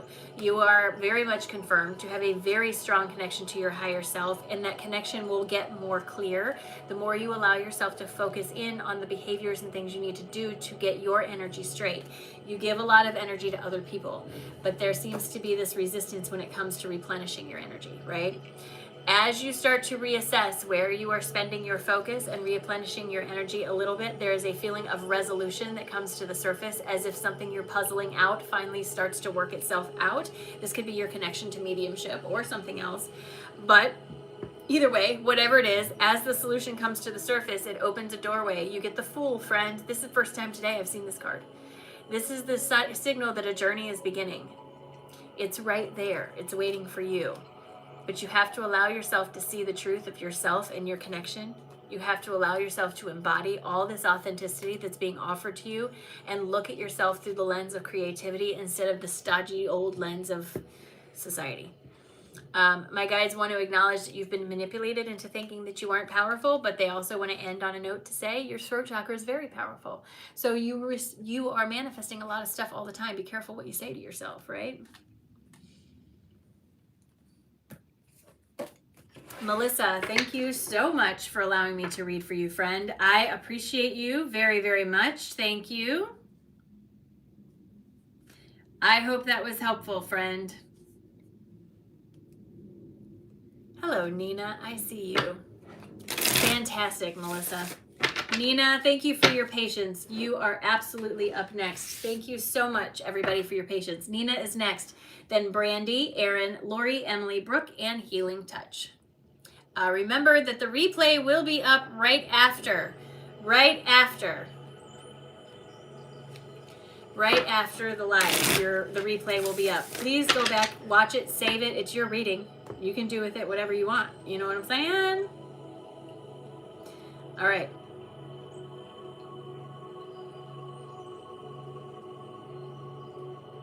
All right, Nina.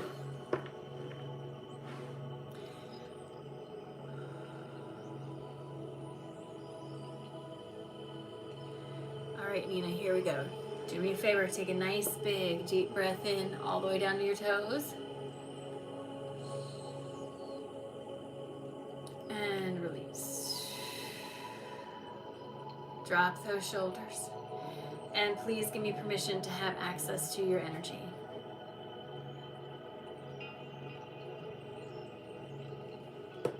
What a beautiful image. All right, so Nina, again, remember my guides, movie scenes, metaphors. When I come into your energy, I am looking at someone standing on what looks like a hill or a cliff, not cliff like you're gonna fall off, but like cliff over the ocean. Looking out at the horizon. There is an ocean or a large body of water and a sunset that's happening. The sunset is clearly reflected on the water, and there's a peace, a peacefulness, a serenity in this, a satisfaction in this. I feel like I'm observing something beautiful. All right, so as far as symbolism goes, my guides speak to me in metaphors and movie scenes. The sunset is always an indication of a cycle that is ending. So I can't see what the cycle is, but this isn't a surprise, and it doesn't have the feeling of disruption to it, more just a natural ending to something. As I'm watching it end, I feel satisfied in watching this end. I feel like this brings you somewhere on the other side. There is a sunrise, obviously, that will follow the sunset, and although I can't see it, I can feel the potential in it. It feels exciting, and it feels like it has something to do with creative endeavors, right? They're showing me hands and like making crafts, or not saying that you're going to make crafts, but something with the hands and some sort of creative endeavor. But you have to let this cycle end, whatever this cycle is.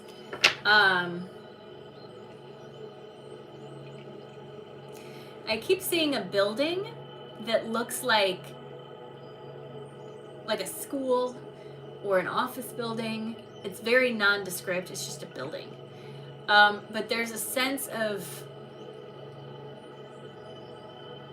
I'm just looking at it. I can't tell if I want to go. I can't tell if I'm observing this and thinking I'm leaving this, or observing this and thinking here's where I'm going. I can't tell. I just feel like I'm looking at a building that could be an office building or a school. And there's almost like I'm just staring at it. Interesting. There's also a lot of movement in your root chakra. The root chakra, although it is active, doesn't feel disruptive, so it's in a state of expansion. Don't be surprised if you get triggered a lot in the next few days. This is the way it's always been shown to me, that the root chakra expands, is it starts to expand and it pushes against the border, right? The triggers that you have that keep you from expanding. If you address the triggers, you stay there. If you don't, it contracts. And you do this until you stop responding to the triggers, and then you stay there. Then you expand from there. So as we're going through that stage, those triggers can get hit again and again and again and again. So you want to be careful that you're not... Don't push the triggers aside. The whole point of the trigger is to address it so that you can sit in that state of expansion. Instead, look at the common theme for the triggers that you've had in the last couple days and the next few days. See what the common theme is. What is the element that's trying to work its way out of your root to let the sun set so that you can go into this new beginning that's coming around the corner. And while I can't see the new beginning, I can absolutely feel the vibration of it, the frequency of it. I can also hear it. It's very high frequency and it has a good sense of excitement around it. Has maybe some yellow in it, but I can't quite tell. But this sunset is what's getting my attention. There's a feeling of satisfaction in letting this go, moving beyond this, all right? Nina, this is what my guides have to say in addition to everything else I've already said. They are acknowledging it's time for releasing whatever this is as it works its way out of your system. They tell me it may have required you to confront something or someone in your space that was no longer helpful, active, in helping you build a better version of yourself. But in the long term, what happened was you neglected yourself because of this. And now that this is ending, whatever this is, you get back to the pieces of yourself that you have kind of neglected. My guides tell me this is going to help you to have better judgment about the choices that you make and the things that you do. Some of the things that you've avoided dealing with, these are the things that are falling away, and I can be easy to fall into the feeling of disappointment around a sunset. I'm sad the day is ending. But what my guides are telling me is, friend, there's a sunrise on the other side. And this is where growth comes in. So you have to let go of those things. They're asking you to reach for your enthusiasm because the wheel of fortune is spun around in your direction. The winds of change are literally at your back. You have to be a little bit nicer to yourself than you have been, because as you get closer to these dreams and desires, if you speak poorly about yourself and tell yourself it's not possible, it will create a conflict in your energy that keeps you from getting there.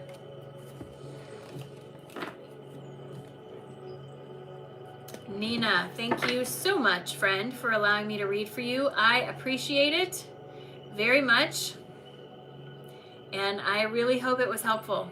Thank you, thank you, thank you.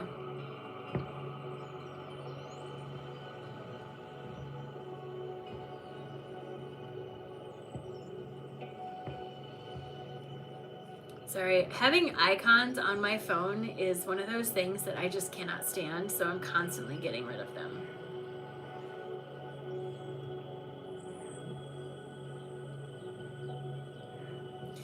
All right. Nina, thank you again. I appreciate you very much. Hello, Alicia. Welcome. Many blessings to you, Nina. I appreciate that. All right. No, please do not send a super chat. The thing about super chats, just for everyone, I think it's wonderful that you want to support your favorite creators, but YouTube takes 48% of that, just FYI. When will you be doing another live paid reading? I'm not sure. Maybe Friday. Maybe Friday. Maybe tomorrow. It depends on how it goes on TikTok. I might be here full time. I don't know. I don't know. I'm trying to figure it out. I'm sorry. I'm trying to figure it out. All right, Brandy, you are next, my friend. Come on down and say hello.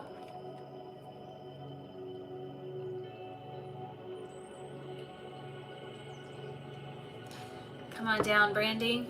Hi, Brandy. Yes, please do keep an eye out. I appreciate you being here at all, friend. All right, Brandy. Thank you. I appreciate the permission. I am excited. I got one more shuffle in here. After Brandy is Erin, Lori, Emily, Brooke, and Healing Touch, just as a reminder. All right, Brandy, here we go. Whew, so much green. All right, do me a favor, friend. Take a nice big deep breath in all the way down to your toes. And release. Drop your shoulders and please give me permission to have access to your energy. Boy, you have been through it lately, haven't you? So Brandy, when I come into your energy, it is full of green. Green, green, green. Green pastures, green fields, green skies, green everything. Green is the color of the heart chakra. It is a strong indication of a lot of healing that's happened in your space, especially recently. The heart chakra is the biggest chakra in our body, to my understanding. It holds all of our feelings, all of our emotions, all of the stuffs are held in here. When I look at your heart chakra, it is tender around the edges, as if there's been a release recently, like a letting go of some kind. There's a little bit of sadness maybe associated with this, but I wouldn't say like I'm overwhelmed by it, just a little bit. My heart space feels very tender. It feels very tender, like a bruise. Be careful with me. I keep hearing, be tender with me, be tender with me. I want to remind you, friend, that not everyone has invested enough in you to have earned a place at your table. So be careful at who you're giving your energy to, because I feel as though, here's the thing, your light is getting brighter and brighter. I know how that sounds, but it's true. Your light is getting brighter and brighter. What that does is it triggers all the people around you who are stuck where they are, because they look at you growing and they wonder, why are they stuck? And rather than taking accountability, they project onto you that it's your fault they're stuck, because you're moving and makes them feel smaller. Unfortunately, physics doesn't work that way. So I feel very strongly like telling you, Brandy, not everybody has invested enough into you to have earned a place at your table. You also do not need to defend anything that you're doing. You're not a waitress. It's not about what do you bring to the table. It is your table, okay? I feel like there's a field of open potential in front of you, but that this heart is still kind of healing, so it may make you a little bit reactive. Just be mindful of your reactions, especially in the next few days. Take a pause, take a breath, wait a beat, and then respond, and then I think things will start to smooth out a little bit. I don't know what it was that caused this. I can't see it. It feels over.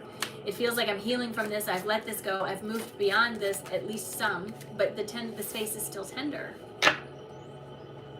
But I also feel like there's something that you have reduced yourself in the space of, like, not saying this is it, but it's like you had an idea for a business with a friend, and the friend's like, great idea, let's open the business. You open the business, and then suddenly you're no longer a part of this business, and you're like, wait, but I have value. And they're like, well, we're going to do it my way. We're not going to talk about it your way. We're going to do it my way. No, but wait, I have value. Something is making you feel reduced in your voice, and they're asking you not to allow that to happen. Your voice matters. What you have to say is important, and the intention that you put in this world, that your voice carries weight, is important, okay? So Brandy, this is what my guides have to say in addition to everything else I've already said. The first thing they're saying is there's something going on in your material environment that's making you feel either like you're not being heard, you're not being listened to, or something, but this is a fallacy. My guides are confirming you're the one driving this car. If they don't want to listen, talk to somebody else. The Wheel of Fortune is spun around in your direction, and the winds of change are at your back, but they're telling me that you're going to have to focus on yourself and the dreams you have for who you are in order to open up and see the spiritual path that's opened up in front of you, quite literally. They are confirming there is some confrontation that's going to need to happen in here, not necessarily between you and a loved one, but you and some behaviors, some patterns of behavior, something. There's some kind of confrontation in here that needs to happen, but in doing this, it brings forward a new beginning. A place where you're in the spotlight and you finally feel like your voice is being heard. This is where progress starts to happen, and this is where you start to feel that deep connection between you and your higher self. I know you might be reluctant, but they're telling you that you're going to stick in this space of hardship until you allow yourself to see things differently, to decide that you matter, that your voice matters, what you want matters. This is where expansion can be found.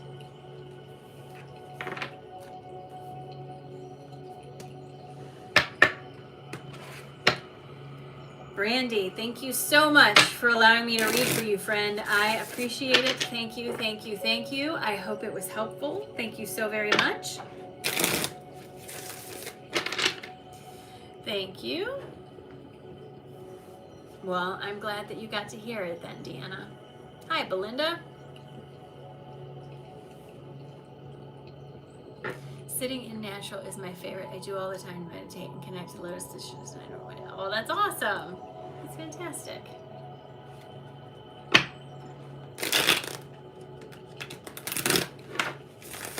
I don't know what you mean, Brandy, but I didn't see anything that would lead me to believe that there's anything going on in your energy that is nefarious, if that's what you mean. All right, Erin, you are up next. Come on down, say hello. Erin, you are next. Love your name, by the way. Oh, you must have cleared them out. Yeah, I don't know. That's not what was shown to me today because it must not have been important. But if you're dealing with imposter syndrome with your mediumship, that could be part of it. That feeling of wanting you to trust your voice and step up to the table and trust what you're receiving, that was very much there. So I guess it depends, you know? All right, Aaron, come on down and say hello. You are next, friend. Say hello, my friend, Aaron. Aaron, I love your name. Aaron is next. Then Lori, Emily, Brooke, and Healing Touch.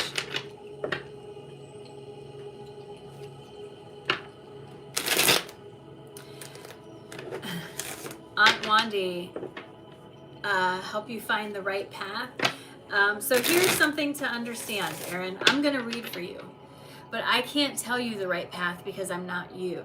I can give you indication of what your energy is telling you and all of that, but as long as you're looking outside of you for someone to give you the truth, you're never going to be satisfied. You've got to find a way to listen to yourself. Okay, so I'm happy to read cards for you, but I can't tell you your path. That's not how psychics work, not a legitimate psychic. I can only tap into potential. You have to take the action behind the potential to create the path. It's built one step at a time in the present moment. And I feel like I've said that like 20 times today, but that's important to remember, is your future is built in the present moment one step at a time. Okay? All right, Aaron, love your name. Here we go.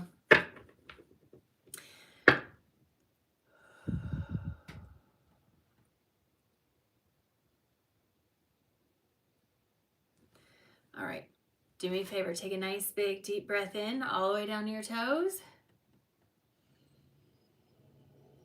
And release. Drop your shoulders and please give me permission to have access to your energy. So Aaron, I'm gonna be 100% honest with you. So the first thing they show me is a room full of like papers. I'm looking at someone who looks like they're looking through a bunch of papers for something, as if searching for something. I'm looking under things, in drawers. The room is a mess. Papers are everywhere, and there's a sense of searching, right? You said, tell you your path. Perhaps this is you looking for your path. The thing that I think you're missing is that all these things that you're looking underneath are all pieces of the path. This is all knowledge, right? And one of the biggest questions is, what are you trying to use to define what your path looks like? Is it someone else's definition of what a path is? Do you think that your path has to look the same as it does for someone else? Because if that's the case, you're going to stand right where you are for a while, okay? I think that you have access to a lot more than you give yourself credit for. I think if you would let yourself calm down and meditate and get into a practice of meditation that works for you, which is not always going to be what works for someone else, but gets you into a practice of meditation that works for you, that you will clearly be able to see the path in front of you. But you have to remember that everything is energy based, everything is frequency based. The path that you're looking for is attuned to the authentic version of you. So when you're sitting in a frequency that is far away from authenticity, you're not going to be able to feel that path in front of you.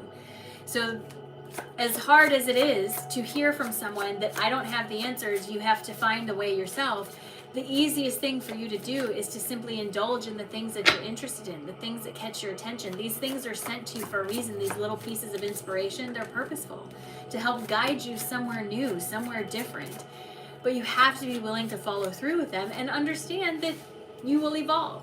That while you may have an intense interest in herbal apothecaries today, that it may not be there in 2 weeks, but you still learn something from that. The path is all around you. It's not one thing, it's everything. It's what you choose to do with it. And when you get outside of the narrow view that it has to be one thing, the world will change for you. But it's almost like you've told yourself it has to look a certain way, and so you're passing up all this other stuff saying, no, that's not it, but it is. Spirituality, unlike organized religion, spirituality is intensely individual. It's meant for you to build something unique to you. You are a unique frequency, a unique energetic signature. So what works for you is not always or ever going to work for someone else, but it's learning to take what does work and create something different. I know that you want me to tell you about your clairs. Your clairs are active, but you're not going to be able to hear them when you doubt yourself, because your higher self is not going to argue with you. They're not going to argue. They're going to say, fine, you want to have a fit, have a fit. I don't care. I'll be here when you're done, you know? So yes, you have that connection, but you have to let yourself step into it. You can't force it to happen. And I feel like you're looking past all the things that you have for something that you already have. Like you have to stop looking in the future for something that's already here. Aaron, this is what my guides have to say in addition to everything else I've already said. How's this for confirmation? You're standing at the doorway of change. The death card is here, saying the old version of you is trying to die away, and you're literally standing at the edge of massive potential. There is all this room for expansion in your energy, okay? But you are focused on the ineffective side of it. You're focused on the ineffective team. You're focused on the things that aren't working. Why would you do that? The problem and the solution are not the same frequency. My guides are asking you to turn towards your creative vision instead, to embrace this piece of you that helps you feel authentic. That's where you're going to start to see more clearly the way ahead. My guides tell me that you have the support you need, but part of your issue right now is having the discipline to go through with it, to follow through, to follow that thing. This is where you're going to find that inner strength that you're looking for, is by taking the step. You can't wait for it to come to you first. You have to take the step, and then it will be evident to you. But my guides tell me this leads to a great sense of inner peace in your space. But it may take some introspection for you to get there. Okay? You might have to look at things differently. See them through the lens of source instead of the lens of man. Where are you telling yourself that it has to fit into somebody else's box or definition? You know what I mean?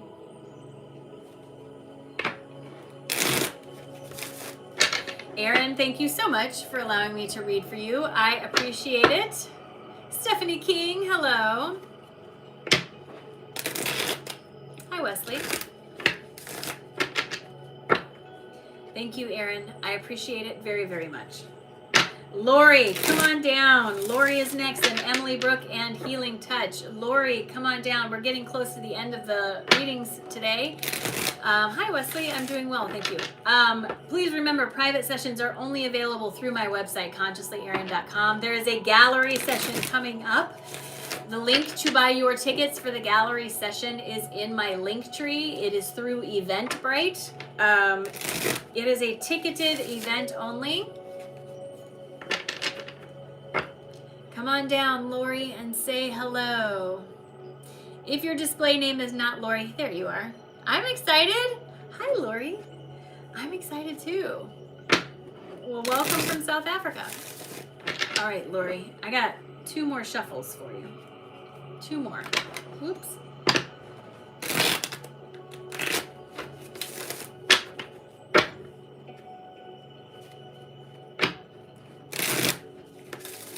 All right. Here we go, Lori. Do me a favor, take a nice big deep breath in all the way down to your toes. Release. Drop your shoulders, and please give me permission to have access to your energy. What beautiful imagery. So remembering movie scenes and metaphors, right? Lori, when I come into your space, the first thing I see is someone walking into what looks like a hidden room in their house. Almost like there was a false wall, and you have somehow discovered that it was there, and now you're in this hidden room, and in the hidden room is a book, and in the book is a bunch of knowledge. I feel like you've opened this hidden room, walked into it, and opened the book of knowledge. What you do with this, it may be the question, right? I do feel like if you've been asking yourself if you're a star seed or something like that, I would agree with that. I don't think that what I tend to refer to as your home planet is Gaia, but you are definitely a Solarian here with us, right? My guides are also saying that you chose to come here purposely, but that the information that you brought for yourself during this time was stored away in this hidden room. This may not be an actual hidden room in your house, but a hidden room in your brain. And it feels like you've recently broken through this. Then the question becomes, what do I do with this? Friend, you do whatever you want with it, okay? There's this sense of allowing yourself to unfold into this and embrace whatever this is. It feels like it brings to mind a couple different practices. Maybe you want to try to sort of incorporate this. I don't know if this is recently discovering how to work with crystals, with herbs, with energy, with tarot cards. I don't know. but something recently discovered was locked away, hidden knowledge that you've picked back up on. So you're not learning, you're remembering. So it will come natural to you when you start to embody it. Again, the idea of what do I do with this, I don't know. Your sacral chakra is very active. Sacral chakra is the home to the roles we play, the name tags you wear, so the way other people perceive you, and the relationships that form there. There is a new role forming here. So by embracing this knowledge and stepping into this new forming role, you create a new version of yourself. Girl, you on the edge of something fun. I don't know what it is, but I'm excited. This is what my guides have to say in addition to everything else I've already said. What got you here was the ability to balance yourself in the face of conflict. I understand that there's a lot going on in the world, and I also feel like you've done a good job getting yourself better into a state of balance than a lot of people. My guides tell me that acknowledging the heartbreak around you without being in the heartbreak around you is one of your strong points. As a matter of fact, it's the very next card saying that you're one of the stronger people here. Your empathy is helpful for other people to get through what they're going through because they look to you as a beacon of strength and they go, well, she can do it, I can do it. That's a great thing to be. But there's more to this situation than that. You are more than just the empath. You are connected to this deep old wisdom that for some reason has been hidden from you for so long, right? Now is the time for you to recover this energy. Now is the time for you to recover this information. And I understand that it may come to odds with some of the things you think you know. So if you were brought up in a particular way, some of the things you are learning may go against that. But I encourage you to look into it and to allow yourself to truly investigate it before you cut it off. All of this leads to a great sense of liberation in your energy, but they are asking for your patience as this forgotten energy is reestablished, as this connection is regrown. They want you to know there's a ton of potential in your energy. You're literally standing on the hill, but the seeds that plant there, the seeds that get planted in there, depends on what you plant. My guides want you to understand that there's going to be conflict around you. There's going to be. But that's how we expand, is pushing through the conflict.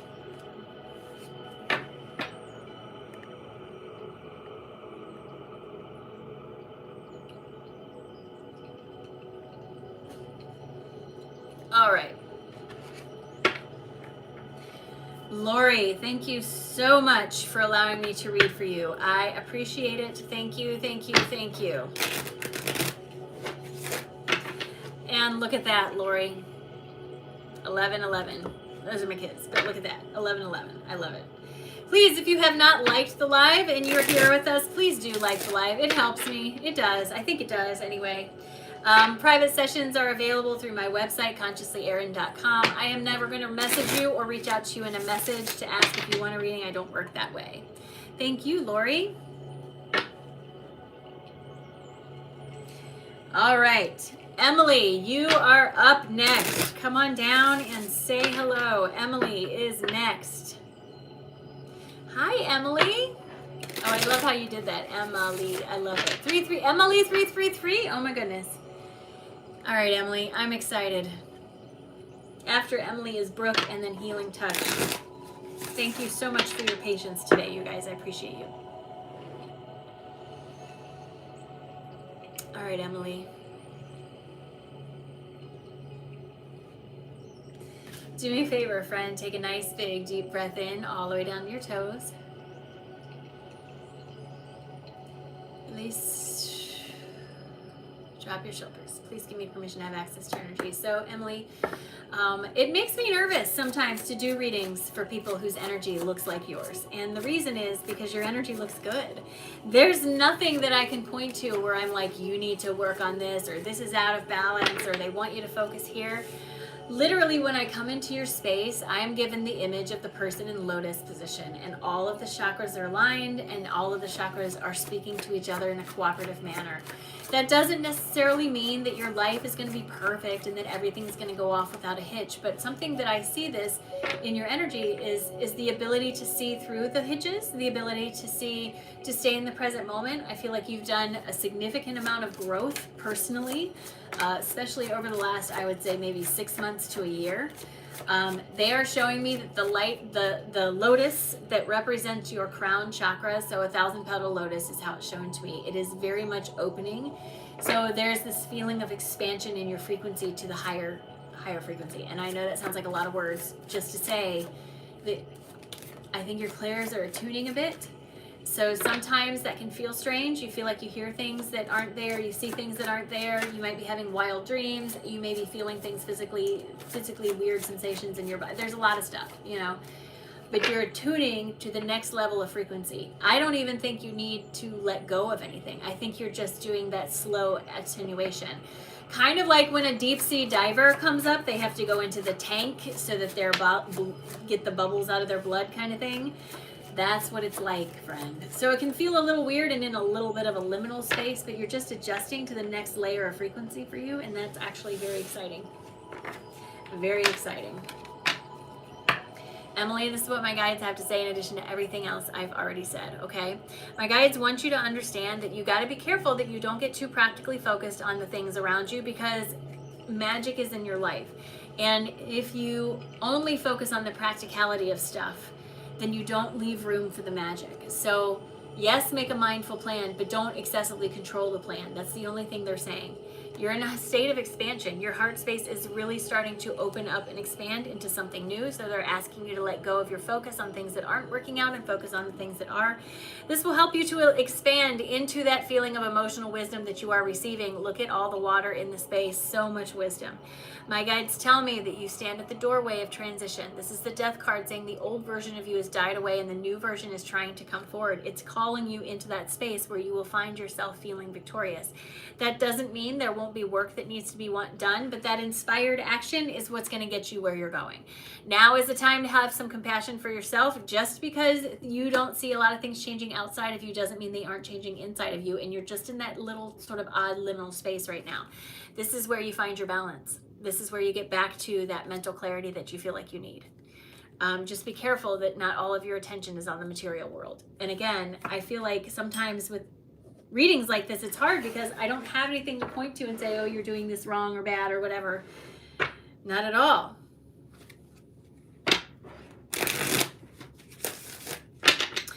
Thank you, Like a Mom, for answering that question. I appreciate it.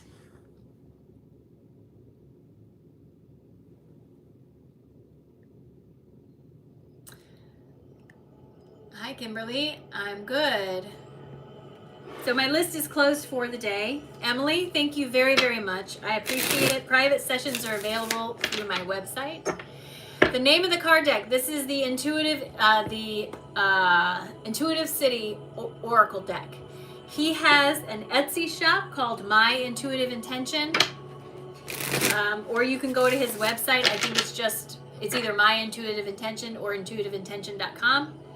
And you can order them there. He does not currently ship outside of the US, although he will ship to Canada, I think, if you reach out to him. All right, Brooke, you are up next. Oh, that's so awesome. Thank you, Mickey. I appreciate that.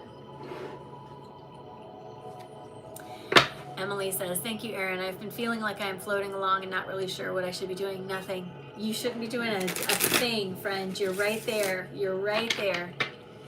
Hello, I see you. All right, Brooke. I got you, friend. Let us boogie. Let us boogie, baby. I see it. Let us boogie, baby. Is that a play on words? Are you a chef as well?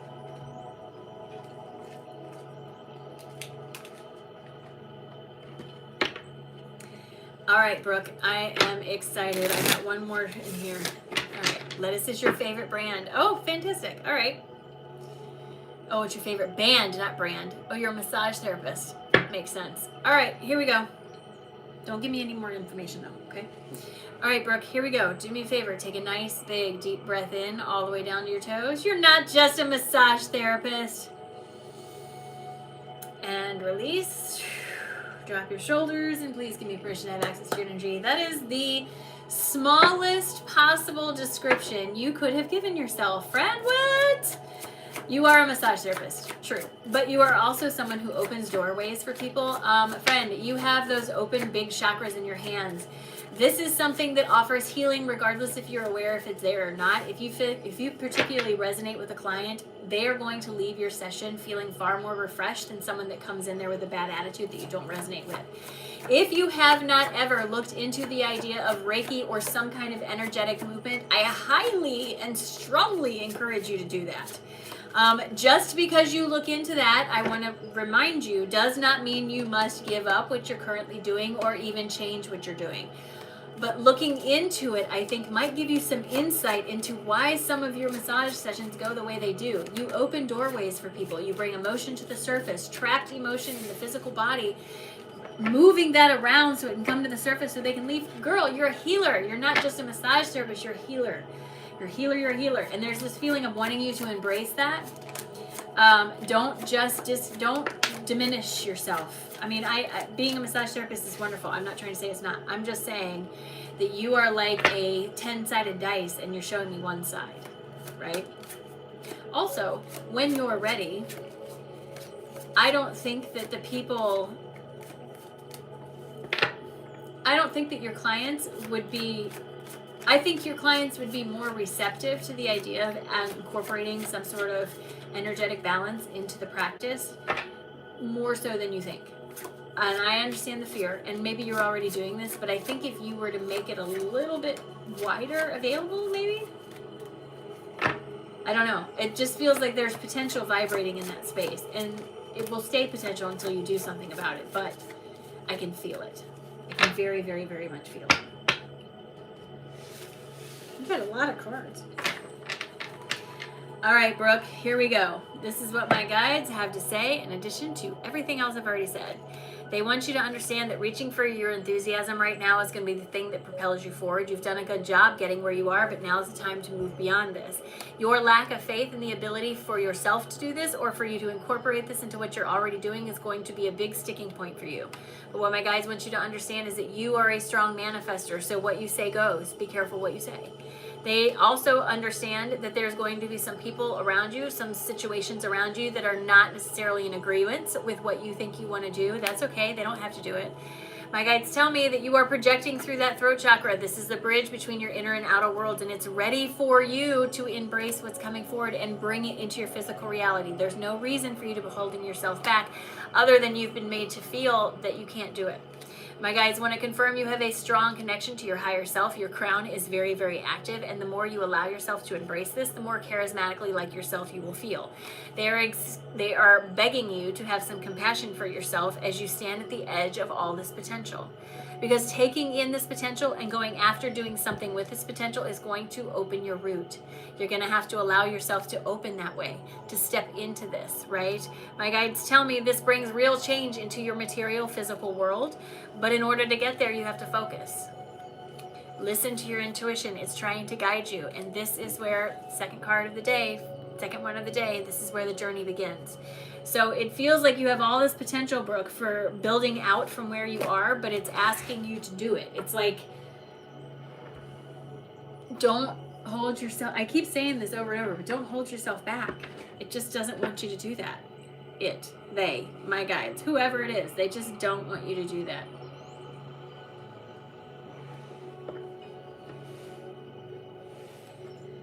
Brooke, thank you so much for allowing me to read for you. I appreciate it. Thank you, thank you, thank you.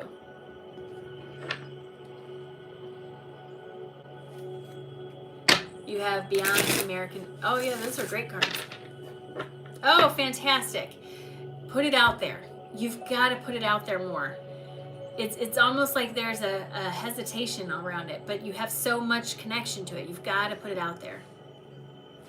Thank you, friend. Thanks for being here, Ramona. All right, last reading of the day, you guys. Healing Touch. Come on down, say hello. Please make sure to tell me your name or how you would like to be referred to. I know it does. That's part of that. Those hand chakras. When you connect, that's when you're gonna get it. That's how my energy started when I first started tapping into the messages. That's how it started for me. Regina, thank you so much. Love your energy. Thank you for sharing your gift with us. Someday I'll be here. When you're ready, I'm ready. Healing Touch, come on down. You are up, friend. come on down, healing touch, and tell me your name. Thank you, Leona. I appreciate that. Hi, Heather. You are healing touch. I love it. All right.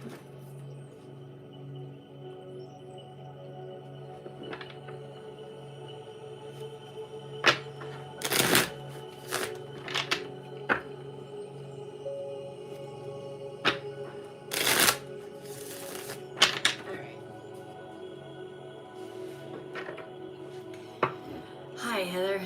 I'm excited to read for you. Thank you so much for the opportunity. Thank you for your patience and your time.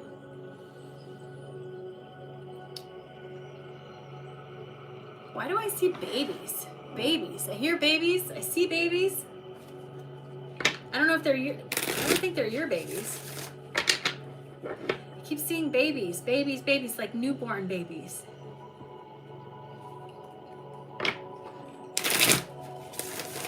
All right, here we go, Heather. Do me a favor. Take a nice, big, deep breath in all the way down to your toes. And release. Drop your shoulders. And please give me permission to have access to your energy. So when I tap into your energy, Heather, the first thing I received was these images of all these babies. And not bad images, good images. Almost like I was in a delivery room and I'm watching someone deliver a bunch of babies. I don't understand the imagery for that. I've never received that before. So it could be a couple different things. It could be the idea that what you do is to help birth new versions of people. It's kind of a crude way to show me that, but it could be that. It could also be the idea of something physically associated with helping pregnant women. I can't tell, I don't know. I can only tell you what I'm seeing, right? When I push further into your energy, there's a big pink section of your energy that's getting my attention. So the pink for me is the high heart. This is the chakra of compassion and empathy. And your chakra for the, ooh, I'm getting overwhelmed. Hold on. Your high heart is super active to the point that maybe it may be time to consider some boundaries, mindful boundaries. It's like I give and give and give, but then I find myself depleted. And I know that giving helps you feel good, and it's a wonderful love language to have, but you have to replenish at the same time. More and more, I lean towards the idea that you must help people bring in new versions of themselves into this world. And that's hard work. You have to make sure that you're taking care of yourself too. I literally feel like I am suddenly outside. I feel like it's fall time. I feel like I'm hearing crunching leaves. I see the leaves changing color. I feel like there's water, not a big body of water, but a smaller body of water. I feel like fresh air and the smell of a campfire. I don't know if that's something that rejuvenates you. Camping is not something that rejuvenates me. But there's this sense of getting back to nature and decompressing myself a little bit, as if you've given so much here that you've depleted. You've got to refill this a little bit. Things can look cloudy or feel uncertain when we've depleted ourselves to the point that we don't have any reserves. And I kind of feel like that might be where you are. I think once you start to replenish that and do things for yourself again, that you'll see more movement forward like you want. I just think that getting there right now, you've given so much in such a short period of time that you're depleted.